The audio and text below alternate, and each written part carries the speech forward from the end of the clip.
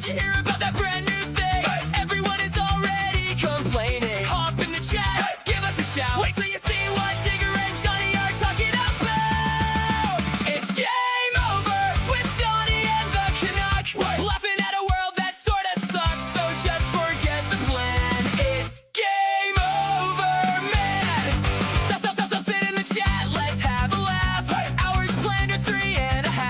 Digger squirrels driving Johnny mad, reading chat backwards, making people laugh. Hey, who's yelling in the back? It's Al unloading on a dog's back. It's game over with Johnny and the Canuck. Laughing at a world that sorta sucks, so just forget the plan. It's game over, man. Oh, the news dump. Oh, here we go. It's Friday. It's the news dump. It's me, Johnny. How you doing? How you doing? We've got a fun day planned for you on this August the 21st. I've got a bunch of stories and stuff to carry us until 4:30. We're going to hang out. Our show goal is on $60 on Tuesday the 25th. So we are cruising ahead nicely. Thank you so much for your support. And we'll obviously take anything we make today and just squirrel that into Tuesday. So if you want to help out a little bit, thank you very much. If not, just do you. Sub for 2 months on Audible Premium. Didn't I pin my own message? This message is already pinned. Yeah, so I don't want these. Dismiss this message. Thank you. Dick. Cripple, how's it going? Pretty good. We're doing good. We've got a show planned today. I'm feeling good. I had trouble sleeping, but that's going to be a common theme for a little while, so that's just going to be life. Chevy JB, good to see you over there on Rumble. Hello, everybody on Rumble. I know a bunch of you aren't typing up in the chat, but we see you there. Good to see all of you. YouTuber has been named in the GTA 6 lease, and Rockstar wants access to his Discord. He has been subpoenaed. I guess, where does the gamer world land on this? I should have lint rolled this before the show. I thought about it. I didn't do it. Regretting that decision. Where does the gamer world? Do they want him punished? On the one hand, from a storytelling perspective, I can understand, hey, dude, this thing hasn't even got out the gate and you spoiled the ending. On the other, it's been, teasing us about its existence for 10 years. So I'm kind of when you drag it out this long, eventually someone's going to get impatient, People get antsy. You can't just wait. The game is a reskin with one less character. I'm not surprised. Again, we can continue, and thank you for this continuing endorsement. We can just file under all of this under the Johnny was right, and GTA 6 is going to suck. And I'm just literally, I'm not there for it. They want to release it. They want to play it. People want to be excited. You go right on ahead. I'll pass. Oh, man. I will pass. GTA 6 can eat a dick. It's taken too long. It doesn't seem like anything about it's going to be super duper awesome. They're pay-gating shit. Dude, in the continuing trash fire that is GTA 6, its latest bout of bad publicity is, hey, the military will, give you 4 days off to play it if you sign up for 2 to 6 years. So it's not going good. MN Gal, hey, good afternoon. Hey, good afternoon to you too. Welcome to the program. Happy to have you. Hope you're happy to be here. We're going again until 4:30. We've got a bunch of different stuff to talk about. We've got some stuff happening in Wisconsin. One of the weirdest state man stories. We've done Florida Man, and I don't remember who was tugging on Florida Man's title. For a little while there, it seemed like somebody was tugging on Florida Man's title. Well, now we've got Wisconsin Man. And while I don't think Wisconsin is going after the crown at all, I do think for a state man story, this one's a good one. So, and Take Two's stock plummeted. Yeah, dude, the stock's going to plummet because of the leaks because, again, people are going to lose interest in the game because of the leaks if they don't like the ending. Everybody's a critic, but the beauty of nobody knowing what the ending is until they play it is they've already paid for the fucking thing. If somebody sees or finds out about the ending and goes, oh, that blows, now I don't want to play the game at all, like, then you lost that money. Want to see my Pickle Friday. I don't know that anyone's called it that, Lab Glass.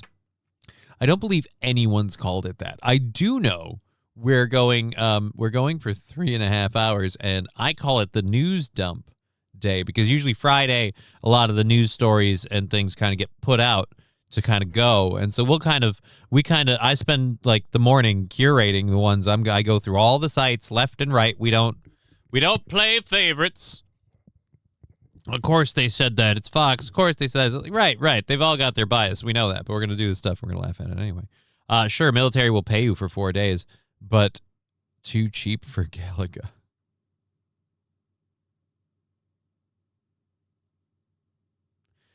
Re-signing with the Army is a waste now.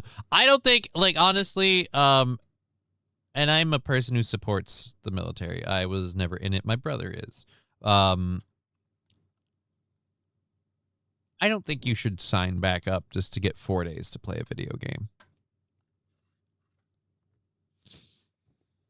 Unless you're, like, already enlisted and you're busy all the time and you were going to re-sign anyway. You really shouldn't go for that bonus. That bonus should only be claimed by people who were already planning to re-up. And it's like, here you go, man.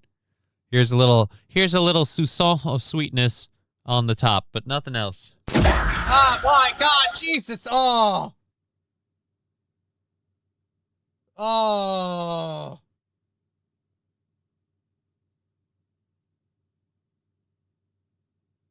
Oh. That was aggressive. Thank you, Lab Glass, for the Thin Man jump scare and the 750 bits.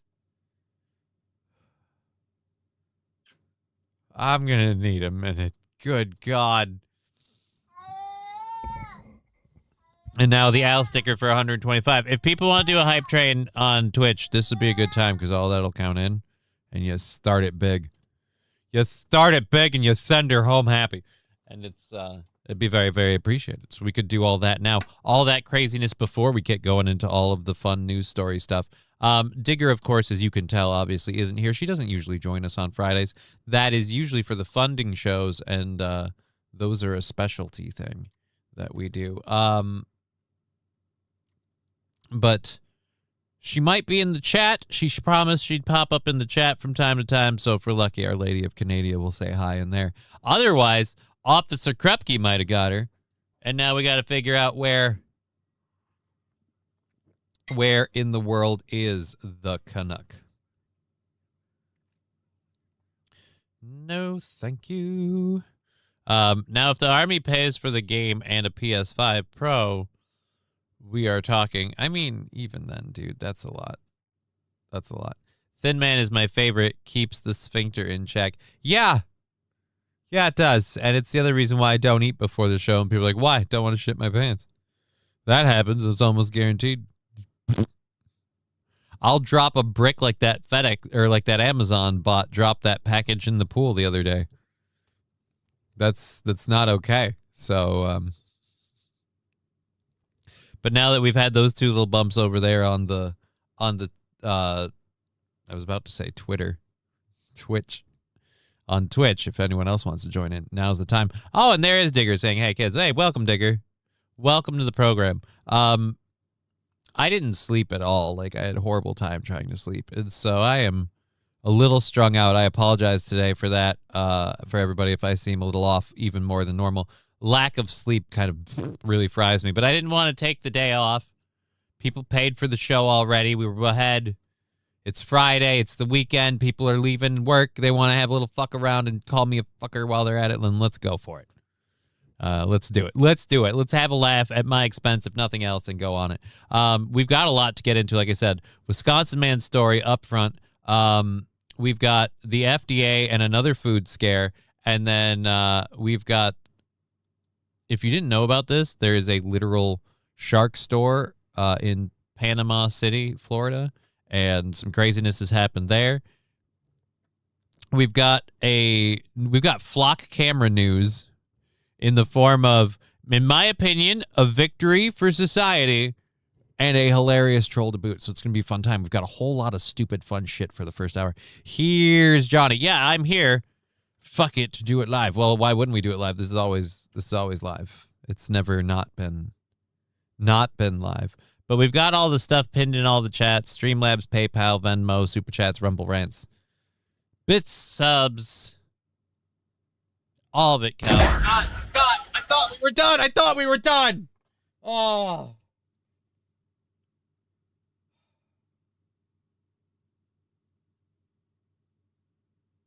Nobody got a hype train going. I assumed it was safe, but now it's fettuccine al pupu. Now we're 100 bits away from a hype train launching. If we get 100 more bits or a sub, we launch a hype train. I appreciate the support. Does it have to be Thin Man?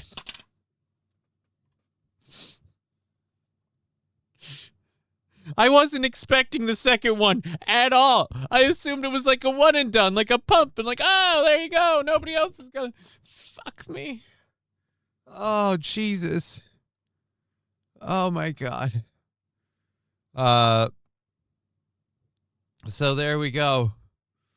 Digger very much enjoyed that. Yeah, if you missed the earlier one, you got to see my freaking heart jump through my freaking asshole on this one. Guess what? I got a fever. And the only prescription is more cowbell. Not good. Here comes a train, a busy little train, rushing up and down on the daisy line.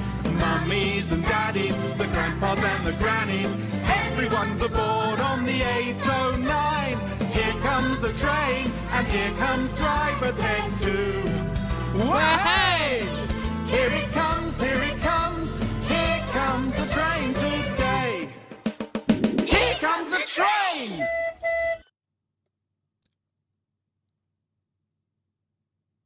Getting closer. Almost. Gifted sub there going to Killer Frog 4. So let's get the cowbell for that. Cowbell going out for you in 3, 2, moo.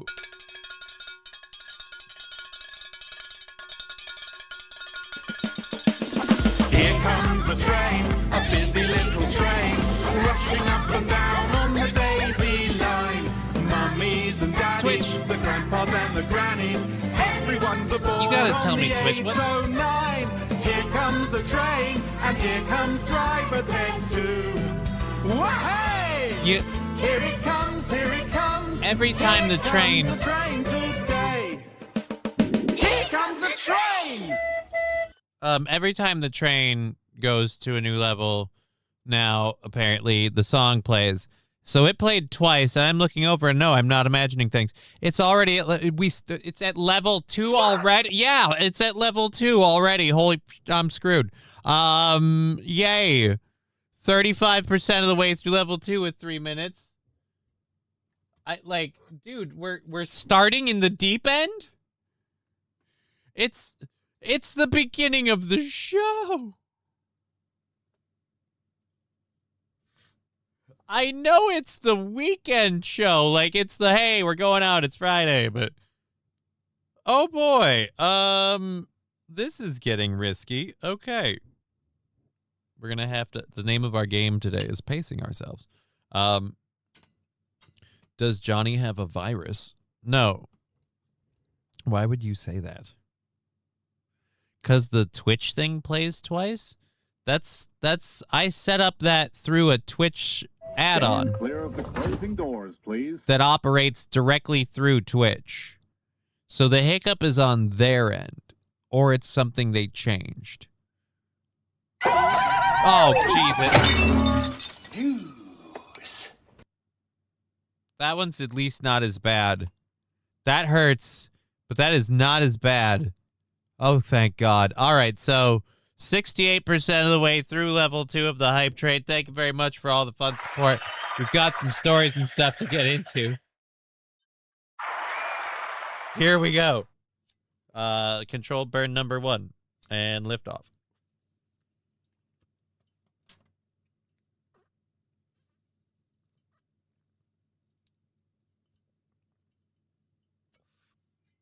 I think that piece is getting choked.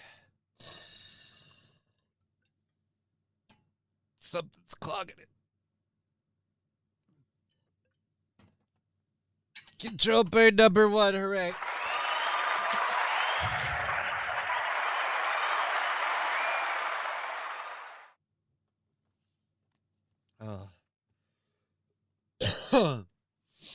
I'm going to say bare minimum saying Caesar. It's a lifetime ban for the leaker. I don't think anyone really cares, but yeah, I'm going to say lifetime ban for the leaker. What's up, MSO? Good to see you. We are 52 seconds left, looks like, finishing at level 2 of that hype train at now 68%. 68%, 40 seconds left. All right, so that'll be the end of that. And we can get going with the show. I'll do the other controlled burn in a little bit. Nucleatic Gaming, yeah, I can pirate GTA 6. I don't know if you can pirate the game, but you can definitely find out the ending. Ask Mass Effect how that does. The worst part about the Mass Effect thing was the ending leaked and it sucked. You know what I mean? Like, that was... well, I suppose it's not that the ending leaked and it sucked. The ending leaked and they changed the ending. So their new one sucked. Either way.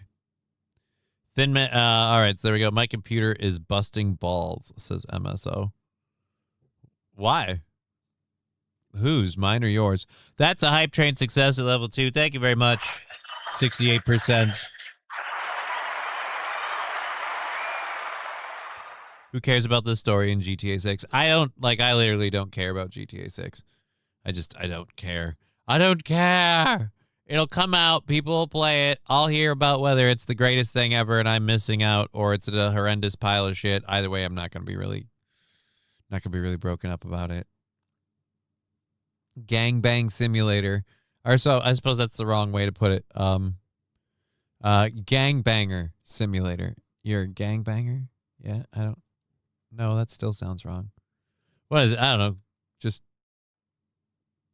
Gangland Simulator, I guess, sounds good. Either way, it's not my thing. I'm just done. I've played them before. I had my fun.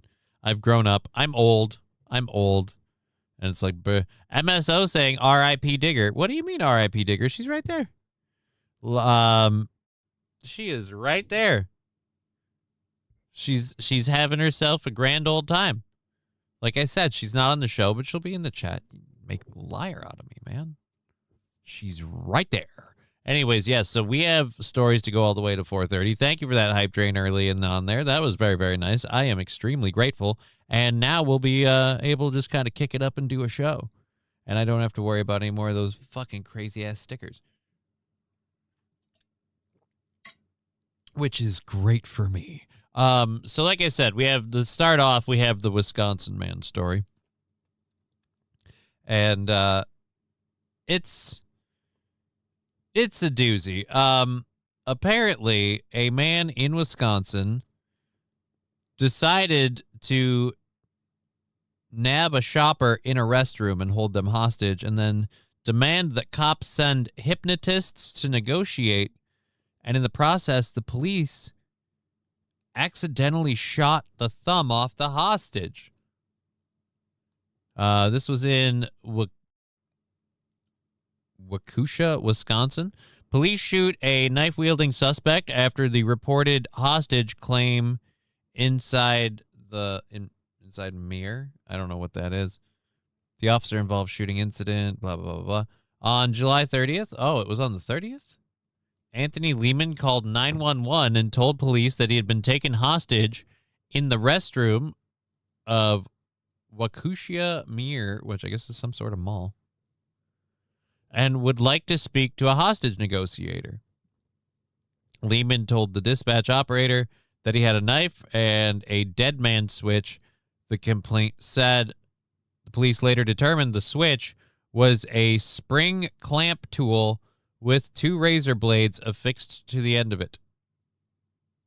Okay. While still on the call, court filing said Lehman continued to threaten the victim and said the situation would go south real fucking fast if police came into the men's restroom while he was holding the hostage. The hostage, a 59-year-old man, entered the restroom at 5:44 p.m. After he was finished doing his business, Lehman burst out of a stall and held him at knife point. Oh, at least that's polite. He waited for him to finish. There you go. Don't get somebody pre-shit. Wait till they've dropped a healthy deuce. Now you know they're physically lighter. I mean, the smell is probably horrible. But the last thing they suspect, they feel calm. They feel relaxed. They got their business done. As far as they know, the high-tension moment of using the public restroom has ended. They're going to wash their hands and leave. God, I hope they wash their hands. They better wash their hands. You're a fucking heathen if you don't can wash your hands in a public goddamn restroom. Anyways, so yeah, no, that's probably the worst part. It's like, dude, I was about to wash my hands. It's like knife point. Oh. Ashley Casey said hello back over here instead of Twitch. I get it. It's nice. Waukesha. Oh, Waukesha. I'm pronouncing it wrong. Waukesha.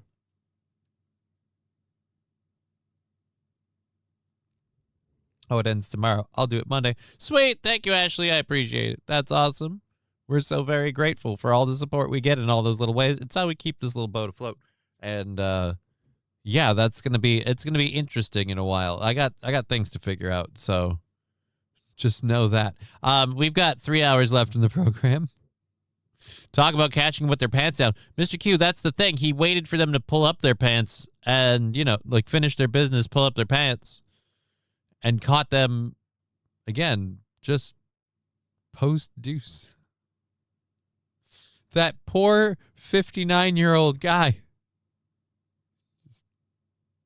Thought it was all safe. And then, anyways, Lehman left the restroom at 5:59. The complaint said and approached the employee who was near the restroom, pulled the knife on the employee's wrist before running to the produce area of the store as the hostage ran after him holding a belt.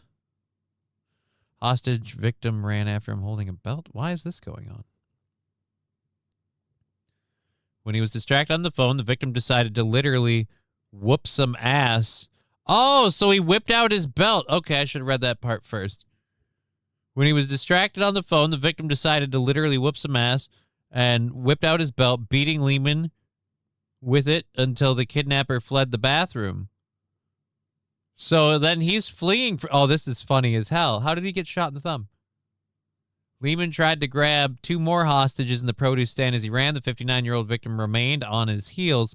The 2 men were about to have a duel in one of the aisles, but then police arrived and promptly fired at Lehman, who refused commands to drop the knife.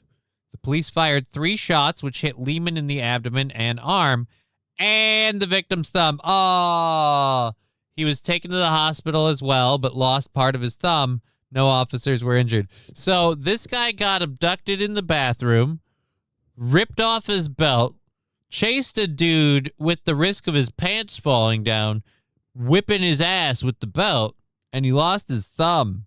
No. King Kong Dong, Johnny, and No Digger, miss y'all. Well, we miss you, King Kong Dong. We're happy to have you for this wonderful time. Thank you for checking in with us. Digger is in the chat, as you can see, but she's not on the show today. She's resting. She's recuperating. She's had a very, extensive ordeal, and we don't want her to push herself. And so she's taken the day. Plus, she's not a regular Friday component. Like, the news dump is kind of me in the news dump. We've got a lot of stories to cover. We're in the middle of talking about a Wisconsin man who demanded a hypnotist to be a negotiator when he took a man hostage in a restroom. That man, while he was on the phone distracted, ripped off his belt and started beating the shit out of him with it. The hostage taker starts fleeing the victim, attempting to nab 2 more victims, while the first victim continues to beat the fuck out of the hostage taker. They start having a real standoff. The cops show up and shoot the hostage taker and the first victim in the hand. So we've got a lot going on. Except for that guy. I don't know, man. Are you proud of it, or are you pissed at that point? Like, I lost a part of my thumb. Or you feel pride, like, I didn't take no guff. I lost my thumb. I'd give it again. Just to beat the brakes off that stupid son of a bitch. They could have shot me square in the hand. I don't give a fuck. Oh,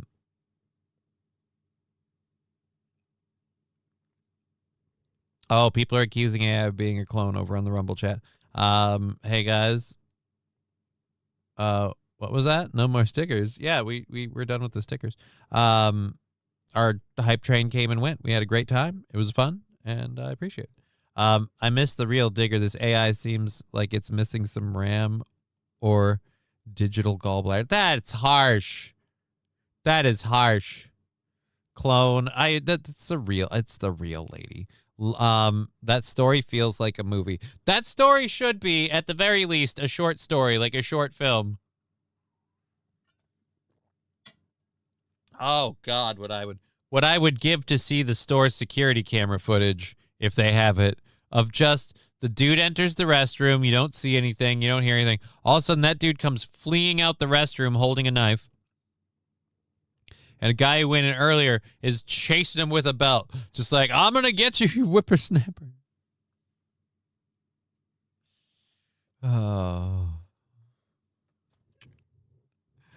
God, that's great. And to his credit, the hostage taker didn't give up the game. He didn't quit after he got... What?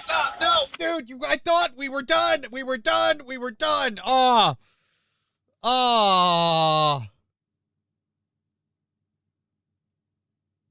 Jesus.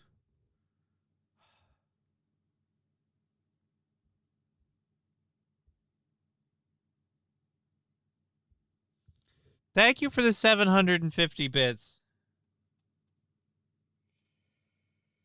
Oh my God.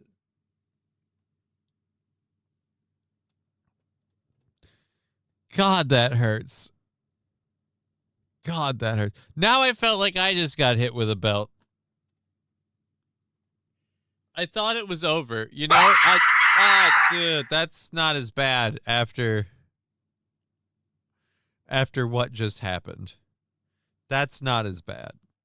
That is nowhere near as bad after what we just endured. 81 Impala, good afternoon, Johnny, and everyone else. Of course, good afternoon, 81 Impala. Good to see you. Belt me good, Daddy. I don't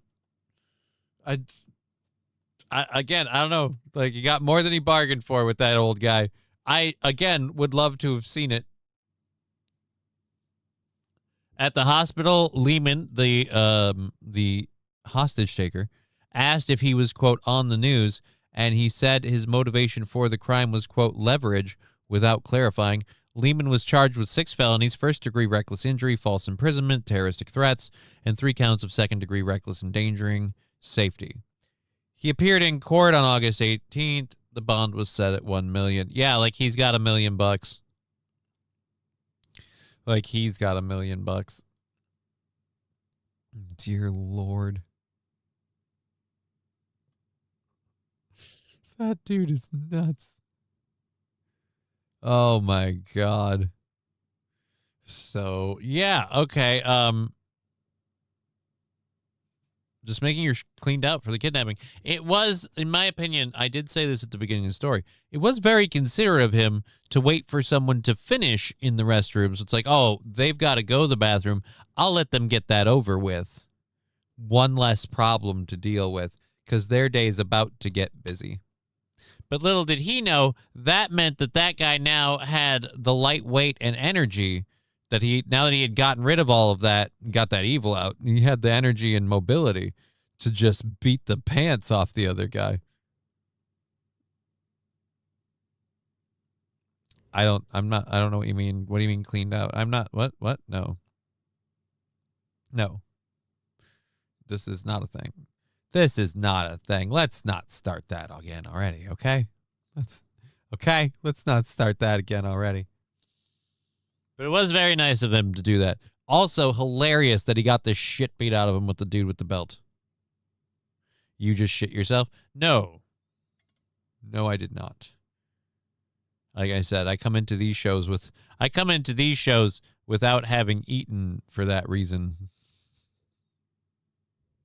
I don't trust myself.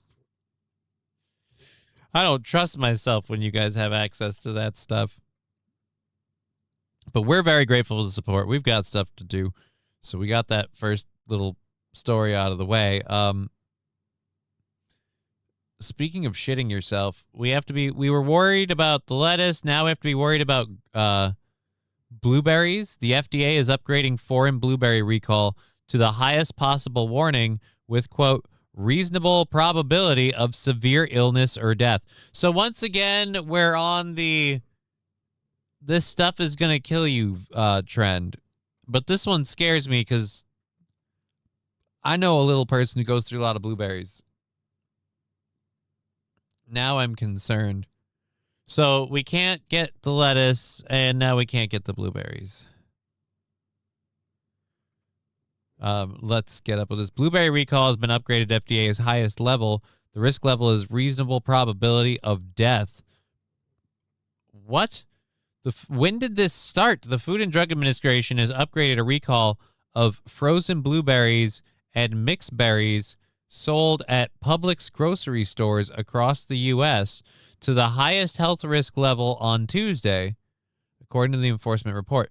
Publix on July 29th announced a recall of 4 varieties of frozen Greenwise organic blueberries and mixed berries sold at stores across 8 states over a potential E. coli contamination. The FDA is now categorizing it as a Class 1 recall, which the agency assigns to product recalls in which there is a reasonable probability that the use of or exposure to this volatile product will cause serious adverse health consequences or death. Holy Jesus. Buy Canadian blueberries, they won't kill you, says Digger.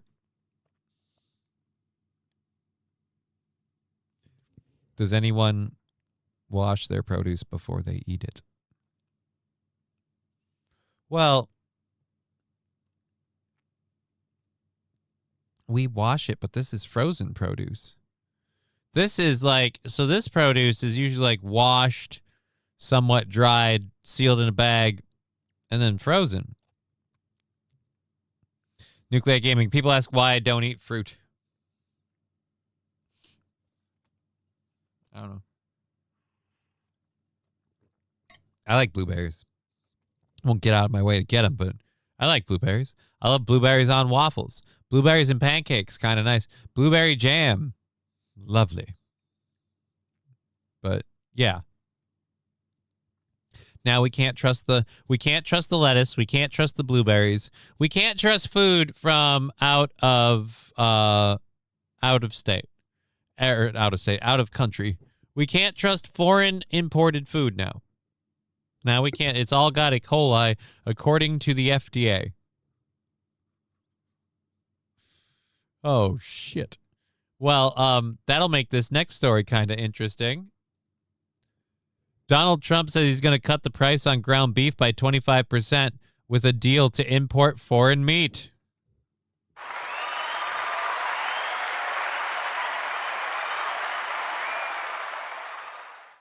So we can't trust the lettuce. We can't trust the blueberries, but we're going to start importing the meat. Does anyone sense a pattern that's going to emerge here?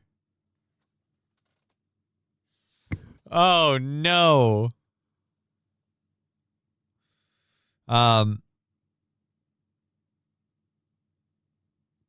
This is probably gain of function stuff that got out again. Well, no, this is E. coli. This is E. coli on the blueberries. And I'm pretty sure, wasn't that something along those lines with, or no, it was cyclosporia on the lettuce. So you can't eat the lettuce, you can't eat the blueberries because we're importing them from countries, and now that according to the FDA, they have E. coli. But don't worry, Donald Trump's going to start importing our meat because instead of making it here, we'll just get it from other places. What could go wrong? Today, I concluded a deal to substantially lower the price of ground beef for working American families. As everyone knows, under fuck your President Biden, Burns. Beef prices soared. Yeah, they went up because gas prices went up. Guess what? They're still up, ass fact. Fucking don't pull this under Biden. Things aren't going awesome under you either. And the American beef herd fell to its smallest size in modern history. Yeah, do we want to talk about why it fell to its smallest size in modern history with a whole bunch of apparently forced cullings and things? It's just almost like it was a targeted, aimed ordeal. Do we talk about the governments that were involved in that, or say government asshole? Imported meat is more regulated than produce. Yeah, it's more regulated than produce, but I'm just saying so far the produce hasn't gone well. I don't expect this to either. So we work to rebuild this herd and help our ranchers for the next 90 days. The United States will allow up to 300 metric tons of product for ground beef to be imported with no out-of-quota tariff. We have a commitment that this beef will be sold at 25% below current market prices. This deal will reduce prices for Americans while giving space for our great American beef herd to grow again. Thank you for your attention on this matter.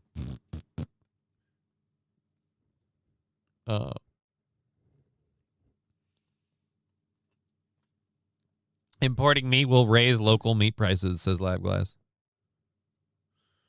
And Chevy JB correcting me and saying most of our beef usually comes from Australia. Oh shit. So we've been getting it we've been ordering out for a while. I thought that's what we had like Montana and Wyoming for.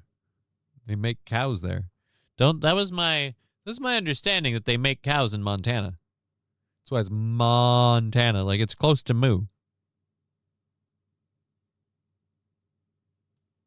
Guess I'm wrong. LabGlass, we can't afford local meat. But the Australian beef is super cheap. Why is it super cheap?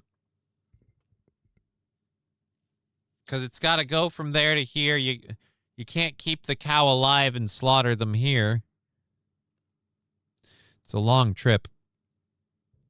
Easier to slaughter them there. Grind them up there, package, freeze the beef, whatever. But it's just, it can't be as good as it would be if it was. Overregulation of dairy and meat means, or meat and dairy means paying less for Aussie meat.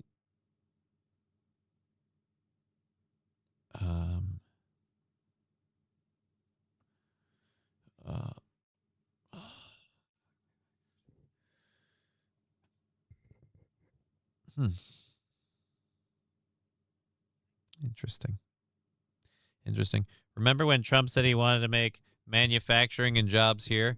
Well, if he'd work on local/national farms, that would help. Right? We could do stuff that way. We could support him that way. Nope, we're gonna order in or order out, excuse me. We're gonna order out our beef. And that's how we'll make everybody's lives better.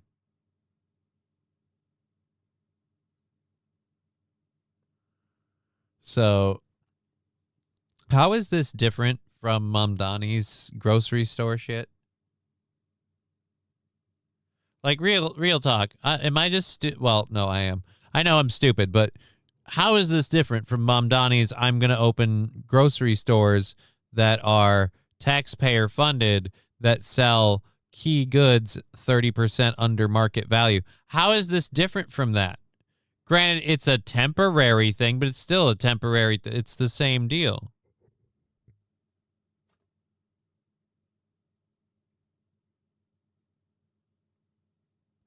I know my neighbors, but I damn sure don't eat horses. But would you eat your neighbors? I remember hearing him say, "Make America great again." That's not going well. Agreed. It's really not. It's really not panning out as advertised. It is really not panning out as advertised.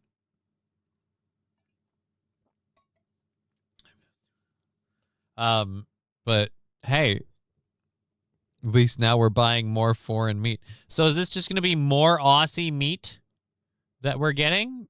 Just more meat from Australia, just no tariffs and shit? Rusty Grammar, imported meat shouldn't be a thing. We do it better here in North America anyhow. If there's something you desire that your local grocer doesn't carry, visit Johnny's Exotic Meats. No, they don't. They don't. God, tricked me into a read. We don't have, no, I don't have exotic meats, okay? and Digger and work to push this crap. I don't have any exotic meats. There's no exotic meat market. I really should just fucking find like a internet order fucking beef jerky thing or whatever and get a promo code and be like, I don't have exotic meats, but you can go here and get some jerky. I'll have to see what we can figure out. America is great again. Greatly in debt. Oh yeah, dude. What was it? We went from like 30 trillion in debt to 40 trillion in debt over the last like 4 or 5 years, maybe 6. I think 4 or 5. But either way, so we added a whole another 10 trillion in debt to our debt in the last 4 years. That's not Biden or Trump. That's both of them. So it's going star-spangled fabulous. I tell you, my voice is cracking from all the winning. I've done so much winning and so much jumping up and down, shouting and celebrating the winning that my legs don't work. It's a real shame. I can't. I might be wheelchair bound for a while because of all of the celebratory winning that we've been doing. No, you haven't. You haven't, sir. That is a blatant lie. Do not lie. It's not Biden or Trump. It's Congress. They are the purse keepers. Right, but I meant in general, it's both administrations. The congressional part of it, the presidential part of it, the Department of War, whatever you want to call it. It's all of it during both terms to get to where we are now. I'm just saying, it doesn't seem like it's going well. It doesn't seem like it's going well. Rusty Grammar says, keep gaslighting your audience. About what? You're gaslighting them. You're making them think they can order tasty meat. I don't have any meat. I don't have any tasty meat.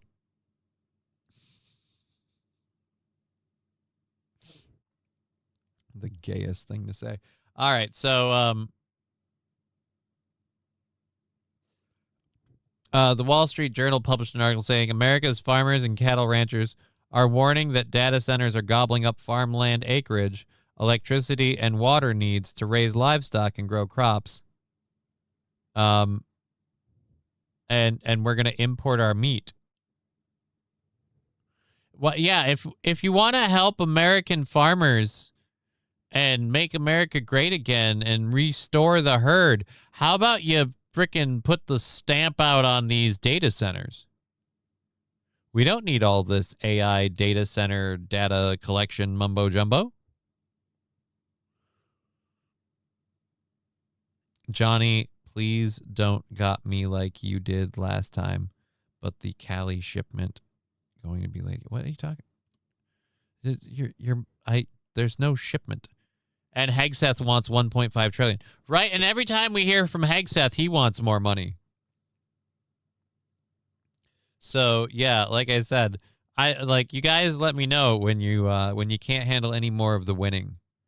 The kerfuffle in Iran has been going for this entire time, way longer than it was supposed to. I don't like anybody over there and just wish we would walk the hell away and let that area deal with itself, and then we'll deal with what's left. Because everyone's like, oh, they'll come for us. No, they won't. They'll go for Israel first. Let them handle that themselves. And if Israel pulls nukes, let's treat them like the terroristic global threat they are. $5 from Brian Science. Johnny's exotic meat is so good, even the Canadian abyss wants to be filled with it. Oh, that's not going anywhere. That was not what I meant. That is not being... Thank you for the 5. I'm incredibly grateful for that. You are so generous. Thank you. Let me keep track of that up there. Yes, buddy. We'll get you up here in a minute. I gotta keep score, man. Support and donos gotta keep score. Gotta pay taxes on this shit. So yes, thank you very, very much. I don't know that Digger likes that analogy. I don't think she appreciates it personally. I don't mean to speak for her. And it's not, let's be clear, that's not what I intended. Oh, fuck Eddie. Oh. Okay, yeah, there we go. Legs are out. I'm officially aboard. Come on. Everybody, it's Alucard.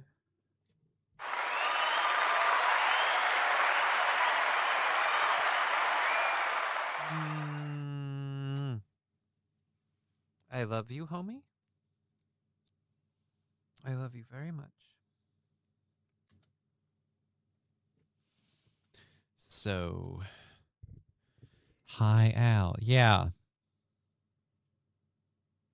Hi, Al. Hegseth wants 1.5 trillion. What up, all? Hey, Bricks Gaming. Good to see you.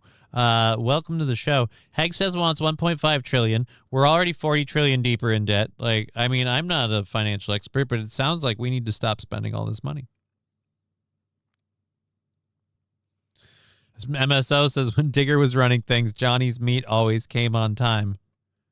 That don't sound right. What don't sound right? It works so well. It was so funny, but I'll find a new thing to poke fun at Digger for eventually. I mean, she's enjoying it. I'm not, or she's not enjoying it. I am. Sandy Squatch told me to check PayPal. Sandy, I wanted to let you know, and I will check PayPal. Yes, Al, I love you. I love you, Al.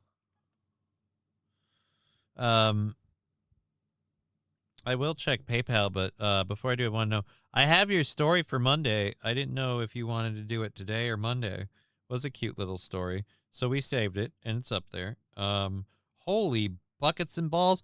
Thank you so much. Sandy Squatch throwing in $20 on PayPal. So Tuesday's goal, before factoring in our fun little hype train, is already down to $40. And everything else that happened over there on Twitch. Thank you so much, Sandy. I am so grateful that you guys throw in to help this out. It is immense, and I appreciate it. So yes, we're gonna screw over. In my opinion, we're gonna screw over the farmers a little bit with this meat thing, and I bet this will only embolden the data center problem. So hooray! You can do it today. I forgot it was Friday when I sent it. That's a fun story. If we get to it, we'll see. I've got plenty of things to talk about. We've still got a bunch of stuff to do for the first hour. We got a fun little bit with some video about flock cameras, so that'll be cool. I took the day off today. Well, good for you. I'm glad you're having yourself a day off. Hope you enjoy hanging out in the show. There. So he's out. I've got one more controlled burn. I've got a squirrel out here eventually. See if we can figure that out. And then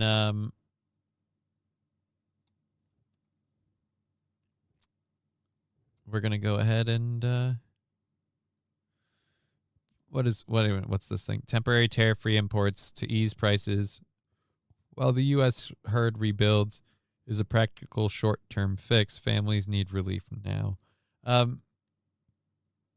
Again, the herd can't rebuild if we keep selling all their land. And I don't know if I'm going to trust it. That's all I'm saying. Our imported blueberries are killing us. How hard would it be for the beef to start being a problem? My break is over in 18 minutes. That sucks. We love having you around, Mr. King Kong Dong. I appreciate you being here on this lovely Friday afternoon.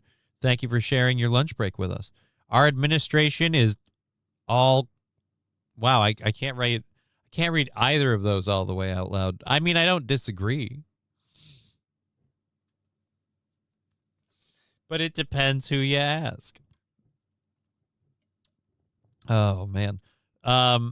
So this story, let's go to this video while I get this second controlled burn going here.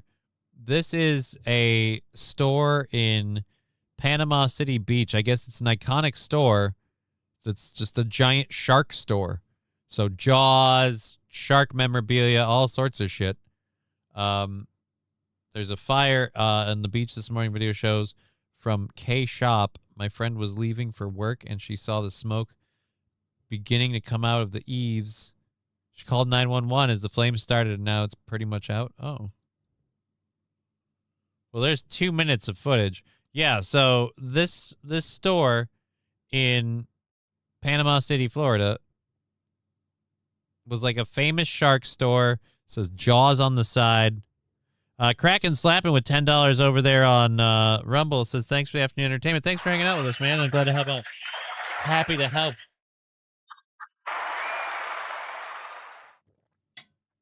I've got the video for this, and this is sad. I guess this is an iconic store. Apparently, if you ever vacationed in Panama City, Florida, you almost assuredly went past it or heard about it or went to it, I guess, is what I'm being told. But this story is sad, and I'm glad we have the video for it. God, I wish I had the video of the old dude whipping the shit out of the kid who took him hostage in Wisconsin. God, I wish I had that video. That would be afternoon entertainment. Regretting it not existing. Oh. Oh, that building is going.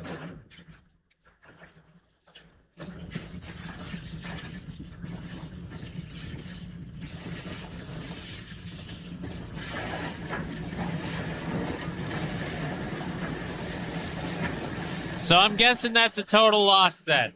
Controlled bird number 2.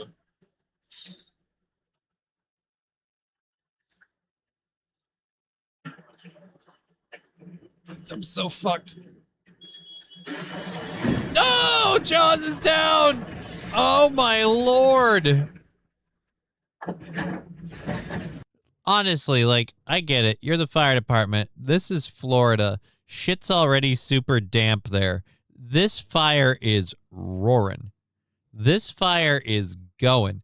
What are you guys going to do? The water is, like, in the ground, like, constantly. It's on the ground. It rains every day. Like, are they even keeping it from spreading, or is it just not able to burn anything else past the store?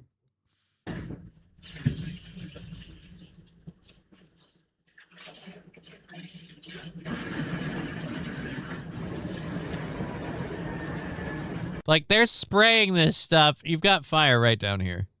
Just sitting in the puddle of water. The whole street's loaded with water. You've been spraying water everywhere. Everything's drenched. This shit's still just sitting there boiling. Just burning itself out. King Kong Dong, sharks make me hard. What about grilled sharks? Because these sharks are these smoked sharks. Street sharks. This whole building is out. We don't have any information on how this fire started. Like an electrical fire? Is this a deliberate act of vandalism? If it was a deliberate act of vandalism, fuck you. What do you have against the shark store? There's like one in the world. Let it go. I'm watching this guy spray his hose. These two hoses spraying over here. Just a whole lot of nothing happening with this. This flume of... Oh, wait. Did they quench it? Nope, they just pushed it inward a little bit. It's still going. Still going. It's laughing. The fire is laughing at the water you have. The fire is laughing at the water you have. Store's a total loss. They are just making sure it doesn't set off neighboring buildings. It doesn't look like there's any buildings like really nearby. It looks like there's a lot of open lot around the store, which is nice. But yeah, this one's gone.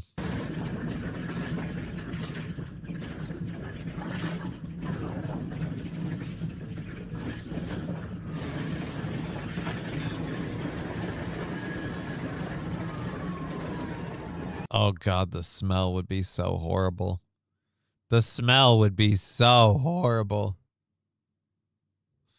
Plastic and burnt fucking pretty much garbage. Let's be honest, just nylon and synthetic crap and shark meat. They had to have shark meat, right? Like in the start, like you can want to eat some shark.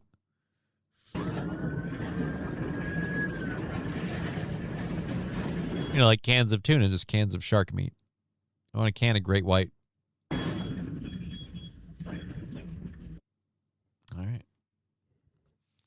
Because, like, shark meat's got to taste good, right? Like, because all they eat is seafood. Like, so it's just the sushi all day. I mean, it's got to be nice, right? It's got to go nice. I'd hope. I'd hope. So, yes, we lost Panama City Shark Store. Do we know anything about the cause of it?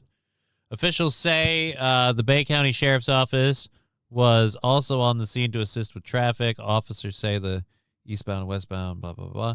Fire Chief Morgan says the state fire marshal is en route and there will be an investigation. There is no word on how the fire started,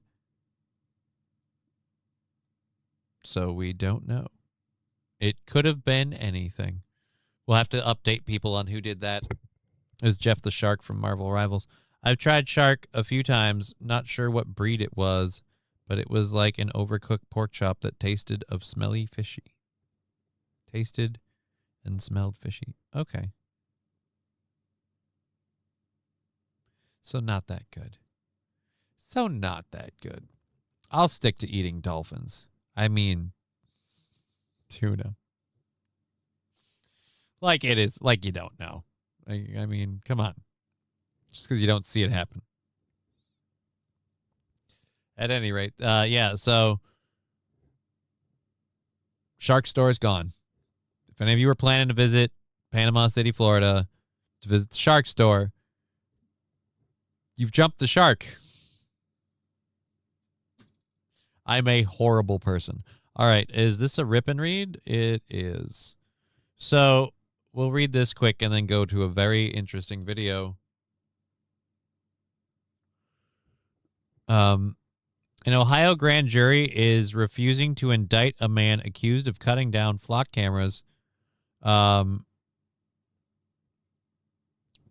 Morlock? Sounds like a wizard. Cody Morlock, the warlock, is accused of damaging a flock camera on June 13th, bringing it down, and then destroying the equipment. The damage exceeded $1,000, so that put it into felony vandalism territory. Cody Morlock was accused of damaging the camera. Do we have it as a video story? I'd love it if we had it as a video story. Nope, that doesn't seem it. Anyways, he was accused of damaging the camera on Mount Carmel Tabasco Road near Glen Rose Lane on June 13th. Investigators allege Morlock removed bolts securing the camera system, bringing down the camera, the solar panel, and support pole before destroying the equipment. Police said surveillance footage and other nearby cameras helped identify Morlock as a suspect. The camera is leased by Union Township Police Department, and authorities estimate the damage exceeded $1,000.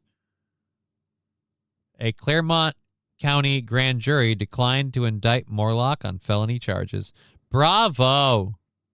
Bravo!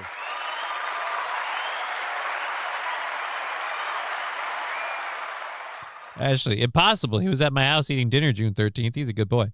He's a good boy. Well, he ain't getting indicted on no charges. Good. I don't like these flock cameras. I don't like the fact that they were put up mostly in every instance without like public consent. People aren't for this. It's just one of these things that we're being fed and being told, no, it's good for you. No, thank you, bud. No, thank you, bud. I opt out, please. But I mean, they're going to shove this down our throats eventually. But I'm glad we're fighting it. I'm glad we're fighting it. And not only are we fighting it, we're kind of winning. We're getting some victories. Are they significant? I don't know. Only time will tell. But I have to say, I love it. The ocean sucks. Lobster tails and crab is all right. But for the price, better off having a prime rib or a porterhouse steak. Well, that's here, Rusty Grammar. Go to Maine and see how hard it is to get lobster. Go to Florida and see how hard it is to get crab. Like you'd be surprised. But then try and get a steak over there. Well, I suppose if it's near an importing region, it's probably not too hard, but still. Seafood's cheaper over there and better. It doesn't travel well to the Midwest.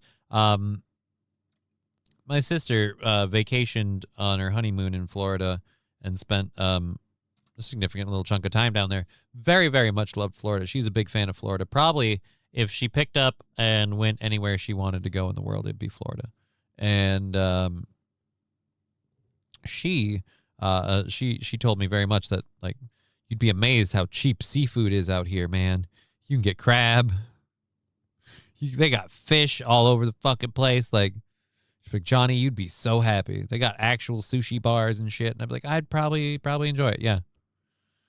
But so I don't agree, Rusty Grammar, that the ocean sucks.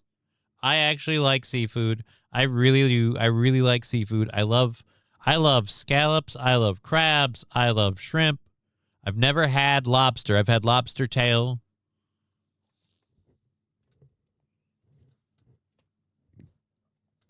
Flock makes police drones.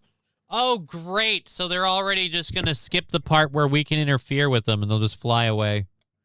We'll have to start shooting down drones now. It's like war.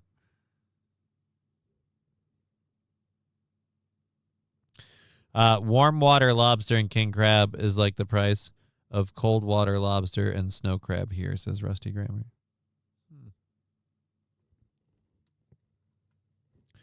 And Labglass saying, I'll take crab and scallops all day. Right, dude? Like, seriously, we're not bacon-wrapped scallops? What are you, high? It's the best thing ever.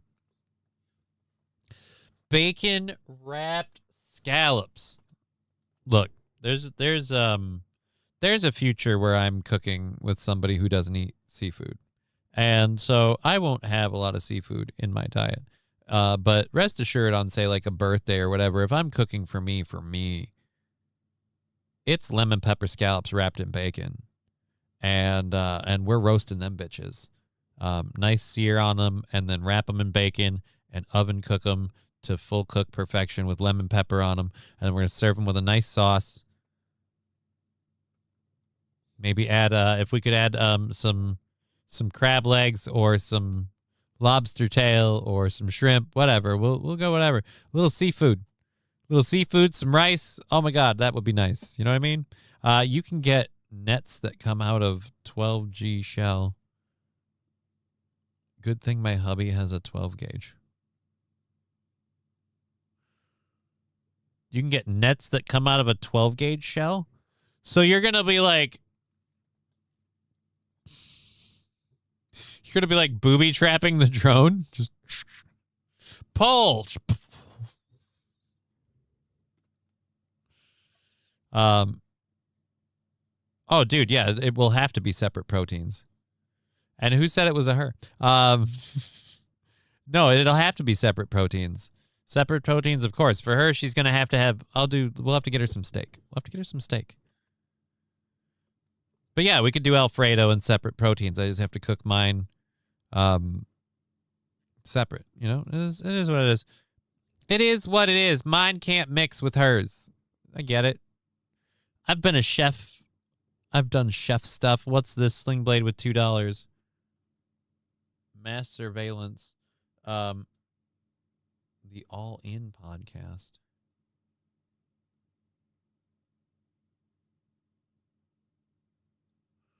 Okay. The All In podcast. Is this about our Flock cameras? This is typed on this. If you're curious about this, go check out the All In podcast on YouTube. Let's hear what he has to say about this, but I might not want to play too much of his stuff. Let's see. We've got drones. We've got live video cameras. We've got some really cool software. And, you know, I think the story I'd share with you about drones, which is one of my favorite stories, is so these drones live in a kind of a HVAC controlled box, a dock per se, on top of a roof, typically like a police precinct or a fire department. And when a 911 call happens, instead of sending an officer first, you can send a drone. So there's. Okay. What if you want to send the drone out just cuz? This really interesting case not too far from you up in the Dallas-Fort Worth area where a woman, you know, late at night at a gas station called 911 and said, there's a man walking back and forth with a gun. I don't feel safe. Which obviously it's not illegal to garnish a weapon in the state of Texas, but she was scared, right? And well, you can wear one, but you can't be waving it around. Right? Yeah, dude. I hate this idea. Like, well, they let you have guns. Yeah, but you're not just allowed to walk around like Yosemite Sam, like, woo, uten, tootin', rootin', bang, bang, bang. Like, no. You can open carry one. Everyone can see that you have it. But if you brandish it for any reason, you're going to be super sus. Now, more importantly, there are other people who have one and they won't brandish it unless they feel you're brandishing it and threatening them. So you're also in danger. It's probably a stupid move. But yes, it's not illegal, but it's not legal. You will get a talking to at the very least. And he was fair enough. And so she called 911. And normally what would happen, right, is like one cop would have heard that, flip on the blue lights, race down there, heart's racing. He's got his gun ready, and someone's about to die. Instead, we sent a drone, and they watched this dude shoot a dude, so somebody did die. And then we sent a cop. They launched the drone. The drone's at 400 feet, flying 60 miles an hour, so it gets there in under a minute. As the crow flies. Yep, and it's got a 40x optical zoom, so it zooms all the way in. It's not a gun. It's a lighter. It's one of those toy, like, lighter things. Yeah. They call the woman back and say, hey, ma'am, it's just a lighter. You're okay. And I share that story because so much of my businesses have related around solving crime. And so much of your stuff gets used inappropriately. So thank you, Sling Blade. I don't believe that shit for a second. Yeah, sure. It caught a dude with a lighter in this one feel-good story. Aren't we oh so happy?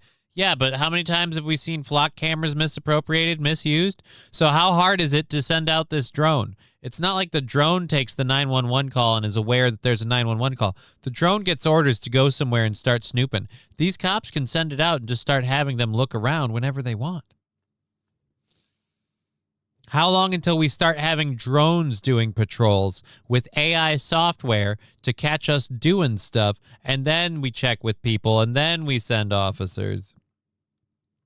But now the drones but hey, at least the drones are patrolling everywhere all at once. We have amazing coverage when the minute something happens, like, right? Just got to give up all your freedom. Just put those handcuffs on just a wee bit tighter, why don't you? Then we'll come for the guns. We've been working on that for a while. So now Rosie wants to make Poor Man's Burnt Ends this weekend. Everybody's in favor of this. So I guess just make the burnt ends. What's the problem with that? And what's Poor Man's Burnt Ends? I don't know. You know what? More questions than answers. This at 11. So that's thank you for that, Sling Blade. That's flock cameras and the now the inclusion of drones.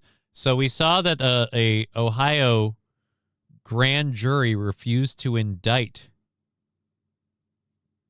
a person suspected of cutting down a flock camera. Now we go to some coverage we have of flock cameras in San Diego. Thank you. It's been a great day. Loved. And I've always said, show me the person who supports the use of flock cameras. And we have found someone, and spoiler alert, it's in San Diego. We found someone who's actually like, you know what? I like these flock cameras. I like the inclusion of flock cameras. I believe we should go ahead with the flock cameras. It's not this lady. She's ending her speech. This happened a couple days ago in San Diego. And this was the public comment section. So we're actually going to see a member of the public in favor of flock cameras. Cool. Thank you. Darth Vader.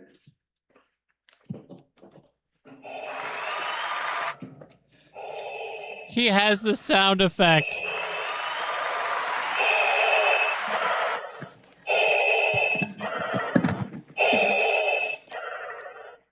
The Emperor is a fan of flock, and we must continue utilizing flock technologies so that we can follow and surveil the rebel scum as they move from plague. It's comical at this point. We're trolling them. Oh my God. What's going to stop some shitty cop from using said flock drone to send it out for funsies? Right, Rusty Grammar? That's where I'm at. I'll eat almost anything that isn't rodent or octopus or a household pet. Like a household pet or specifically someone's household pet. Because I got bad news for you. Some people keep weird pets. Some people keep pigs as pets. Here's one that I was always curious to try. Alligator. Because I'm told gator is good. I'm told you can get some good gator. It seems weird. It seems counterproductive. They live in the swamp. They're in swampy, murky water. They roll. They're predatory. You'd think it'd be gamey. Maybe it's greasy. I don't know. I don't mind greasy so long as it tastes good. Like, if there's a flavor in there, like, hello. But I've been told gator is good. And I am curious. But I'm probably never going to actually eat gator. LMAO, I love this guy. Yeah, dude, he's pretty fucking funny. I love that the people behind him are failing to keep a straight face. The entire committee, let's go back just a hair here.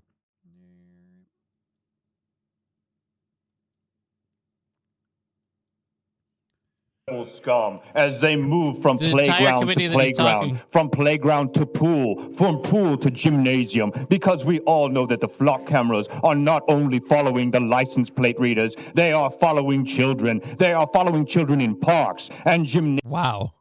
All right, he's going a bit over. He's going a bit deep. You had me. Like, you see, you can even tell from her. She's a good barometer. She was laughing, and now it's like, all right, we're getting hardcore. Hippie Dan here is tapped all the fuck way out. Like, you started strong. First of all, minor critique here.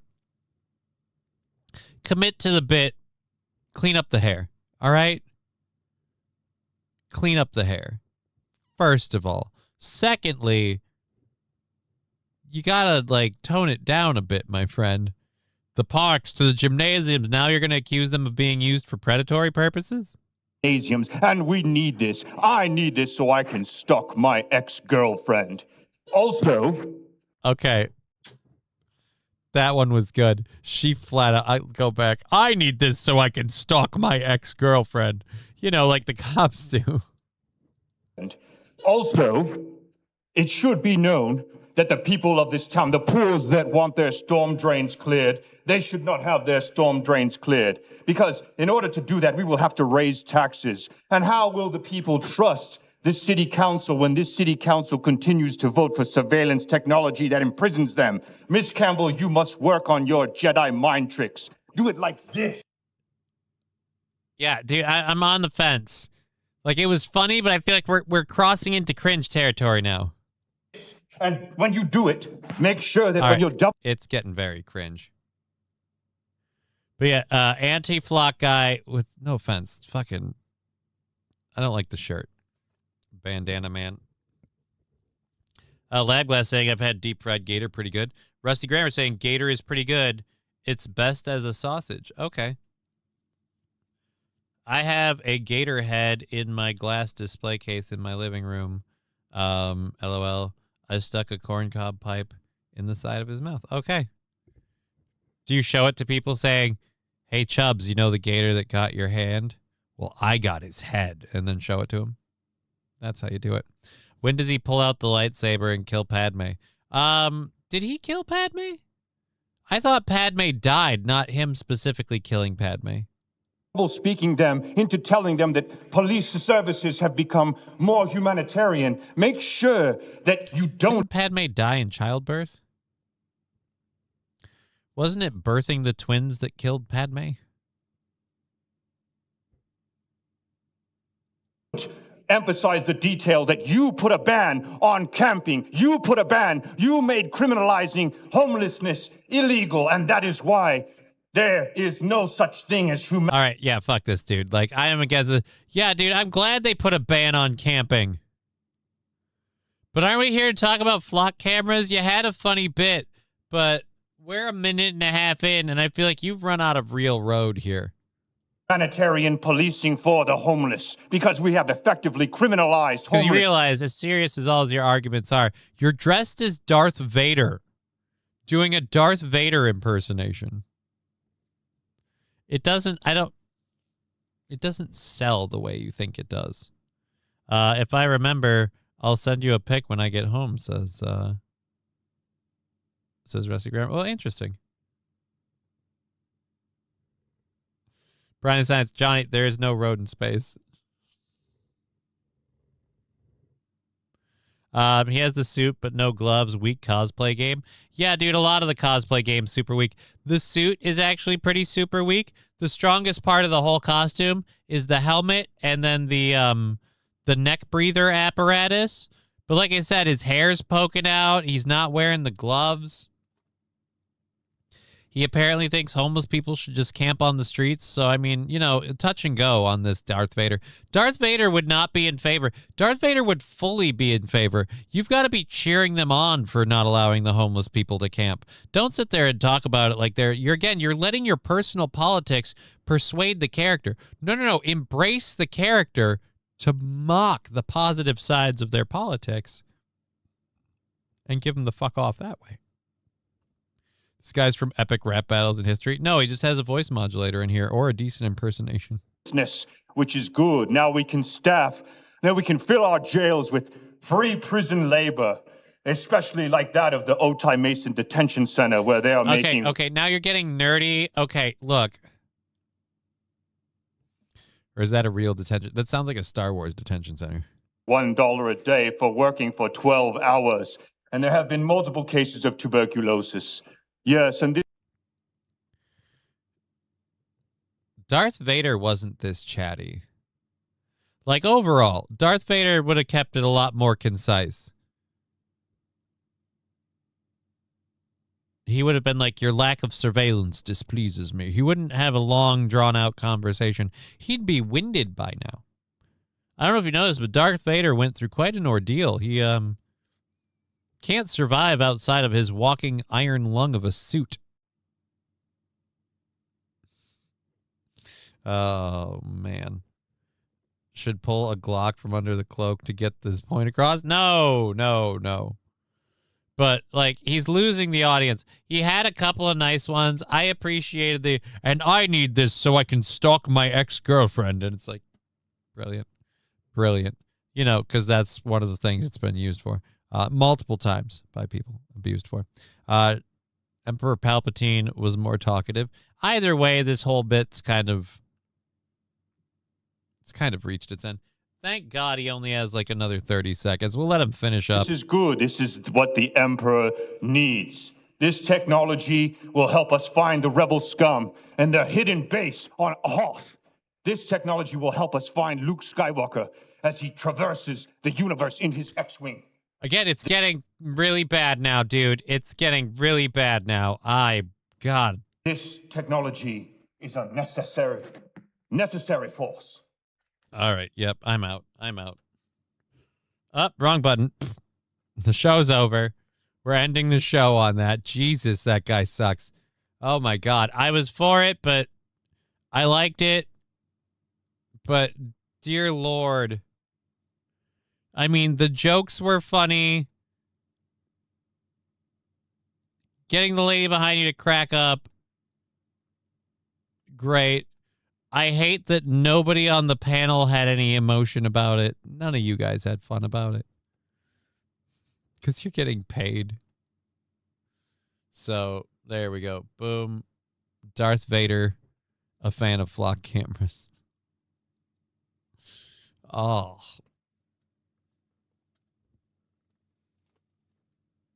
Why would we want He-Man to bust in and argue with him? That's two different things. My best ever costume, I entered once into a cosplay contest. I went to buy some beers for later. Worker wanted me to keep me there and call an ambulance. I was as someone in a car accident. Oh, wait, what? I'm missing something.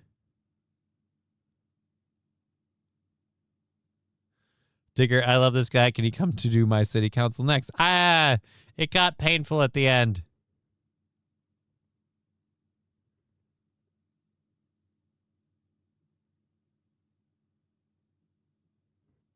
Alrighty. You were someone who was in a car accident, and they thought the costume was legit, and they wanted to call you an ambulance? Okay.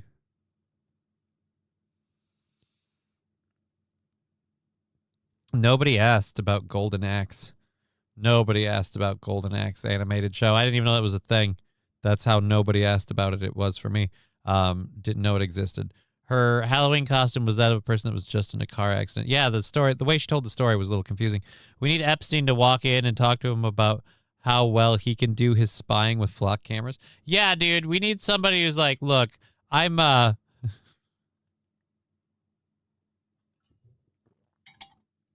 just sign up as Jeffrey Epstein. Would you get arrested for that if you did it as an impersonation, as a bit? Like you looked kind of like the guy, you did your face up and everything to look like him. And you go up and you're like, hi, folks. Famous personal, what would we call it? What would you call yourself as Jeffrey Epstein?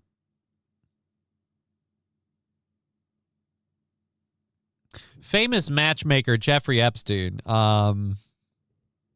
You may have heard of me. Look, I love these flock cameras because when I'm looking for new victims, I mean clients, it is really, really handy for me to just be able to spy on them. And thanks to a lot of friends I have in the government, because of some videos I made back last summer, I've been able to get backdoor access into all of these flock cameras. So thank God everybody that has a friend in the police department that has access could somehow tamper with and use these flock cameras. And I'm so glad that we aren't letting the public know how much it's probably massively, massively abused. And I'm not just talking about me. I mean in general. But thank you. So I just wanted to say I appreciate it. I'll keep it short and sweet. You know, you got busy things to do. I'm sure you got your money. And thank you again. And just leave. Don't put the last name. Just put Jeffrey E. I feel like they'll stop you if you do the bit, though. If you do the bit, they'll stop you. As soon as you're like, hey, hi, famous matchmaker Jeffrey Epstein. I want to just tell you guys how much I appreciate these flock cameras. A lot of these people are shitting on these things.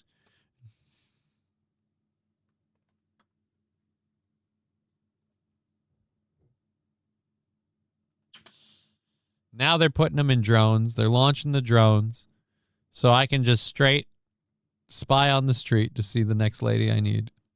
Oh, it's horrible. It's horrible. But yeah, like I said, they're not going to do that. They're not going to let that fly. I feel like Jeffrey Epstein gets shut down the minute you're like, hey, famous. As soon as you call yourself famous matchmaker Jeffrey Epstein. Famous investor and matchmaker Jeffrey Epstein.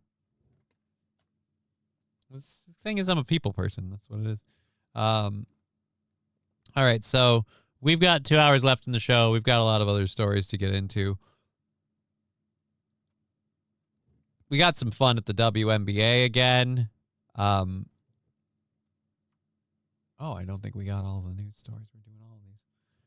We got some different video things to cover. And we'll get into all of that fun shit, including Alex Jones. We got an update on Alex Jones thing. I was confused about this when I read this for Alex Jones. I was like, oh, nice, interesting. And then I read about the other judgment in Connecticut, and I went, oh, so this is not that at all. Oh, okay. The YouTube delay is so long, says Brian. Really?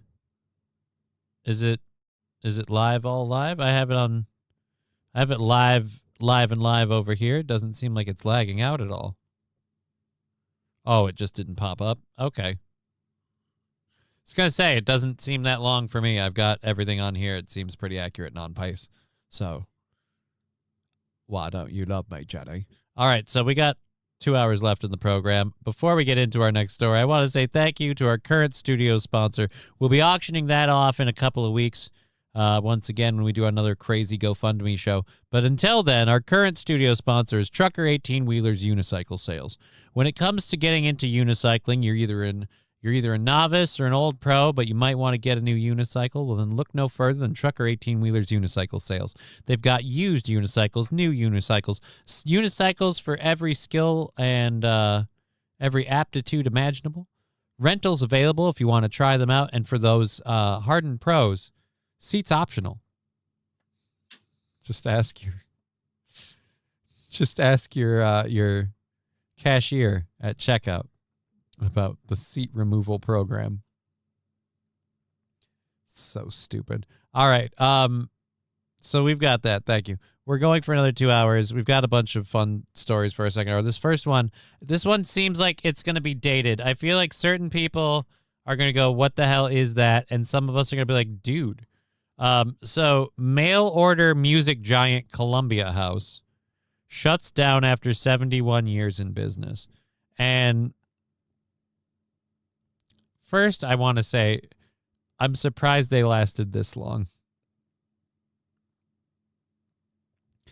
But really? You guys even remember this thing? They lasted this long. CDs, DVDs, they're shutting down. The mail order giant, which was one of the largest in the country, like before Netflix was a thing, you got CDs and music through Columbia House. This whole thing has gone bye-bye. 2 weeks away. Isn't that Labor Day weekend? I don't know. I'll have to think about that then. I was finally going to pay them for those 10 CDs. You might be thinking of the Maxwell House thing or what? No, that's the coffee. What? The phrase 8 CDs for a penny. I have generational news for you tonight. After 71 years and a transition from vinyl to tapes to CD, Columbia House is no more. They once had 16 million members, but streaming killed the mail order star. Last day for orders, September 15th. If you recognize the phrase 8 CDs for a penny. Last day. So you have until September 15th to order stuff through them.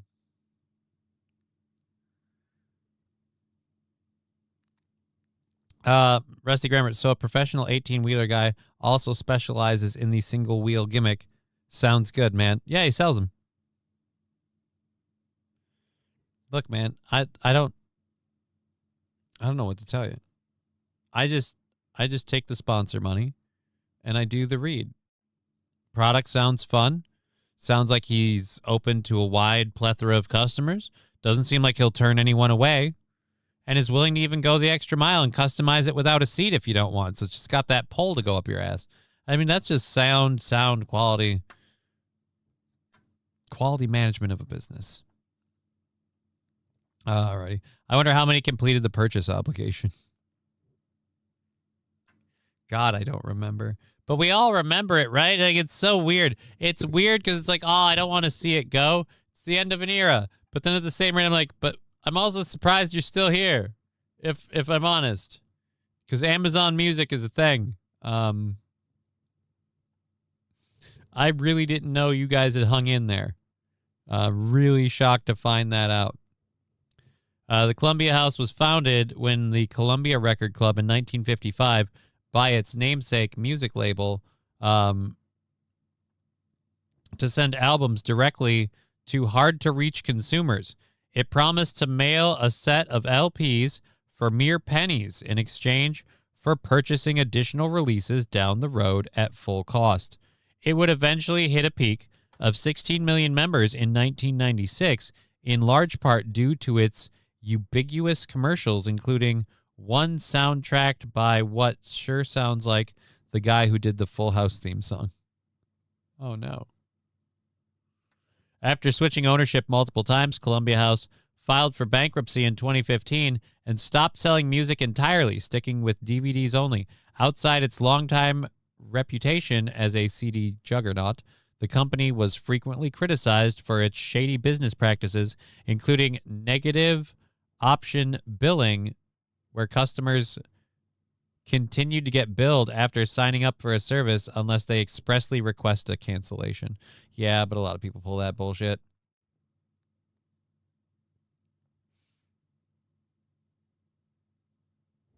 I don't remember a single... Oh, dear Lord, people on the internet. I don't remember a single person that paid for the albums from them.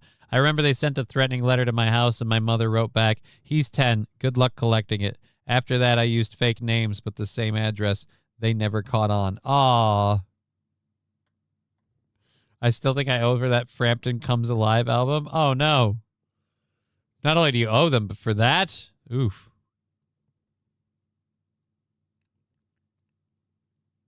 You got so many for a penny and had to buy so many at regular price. I completed it once.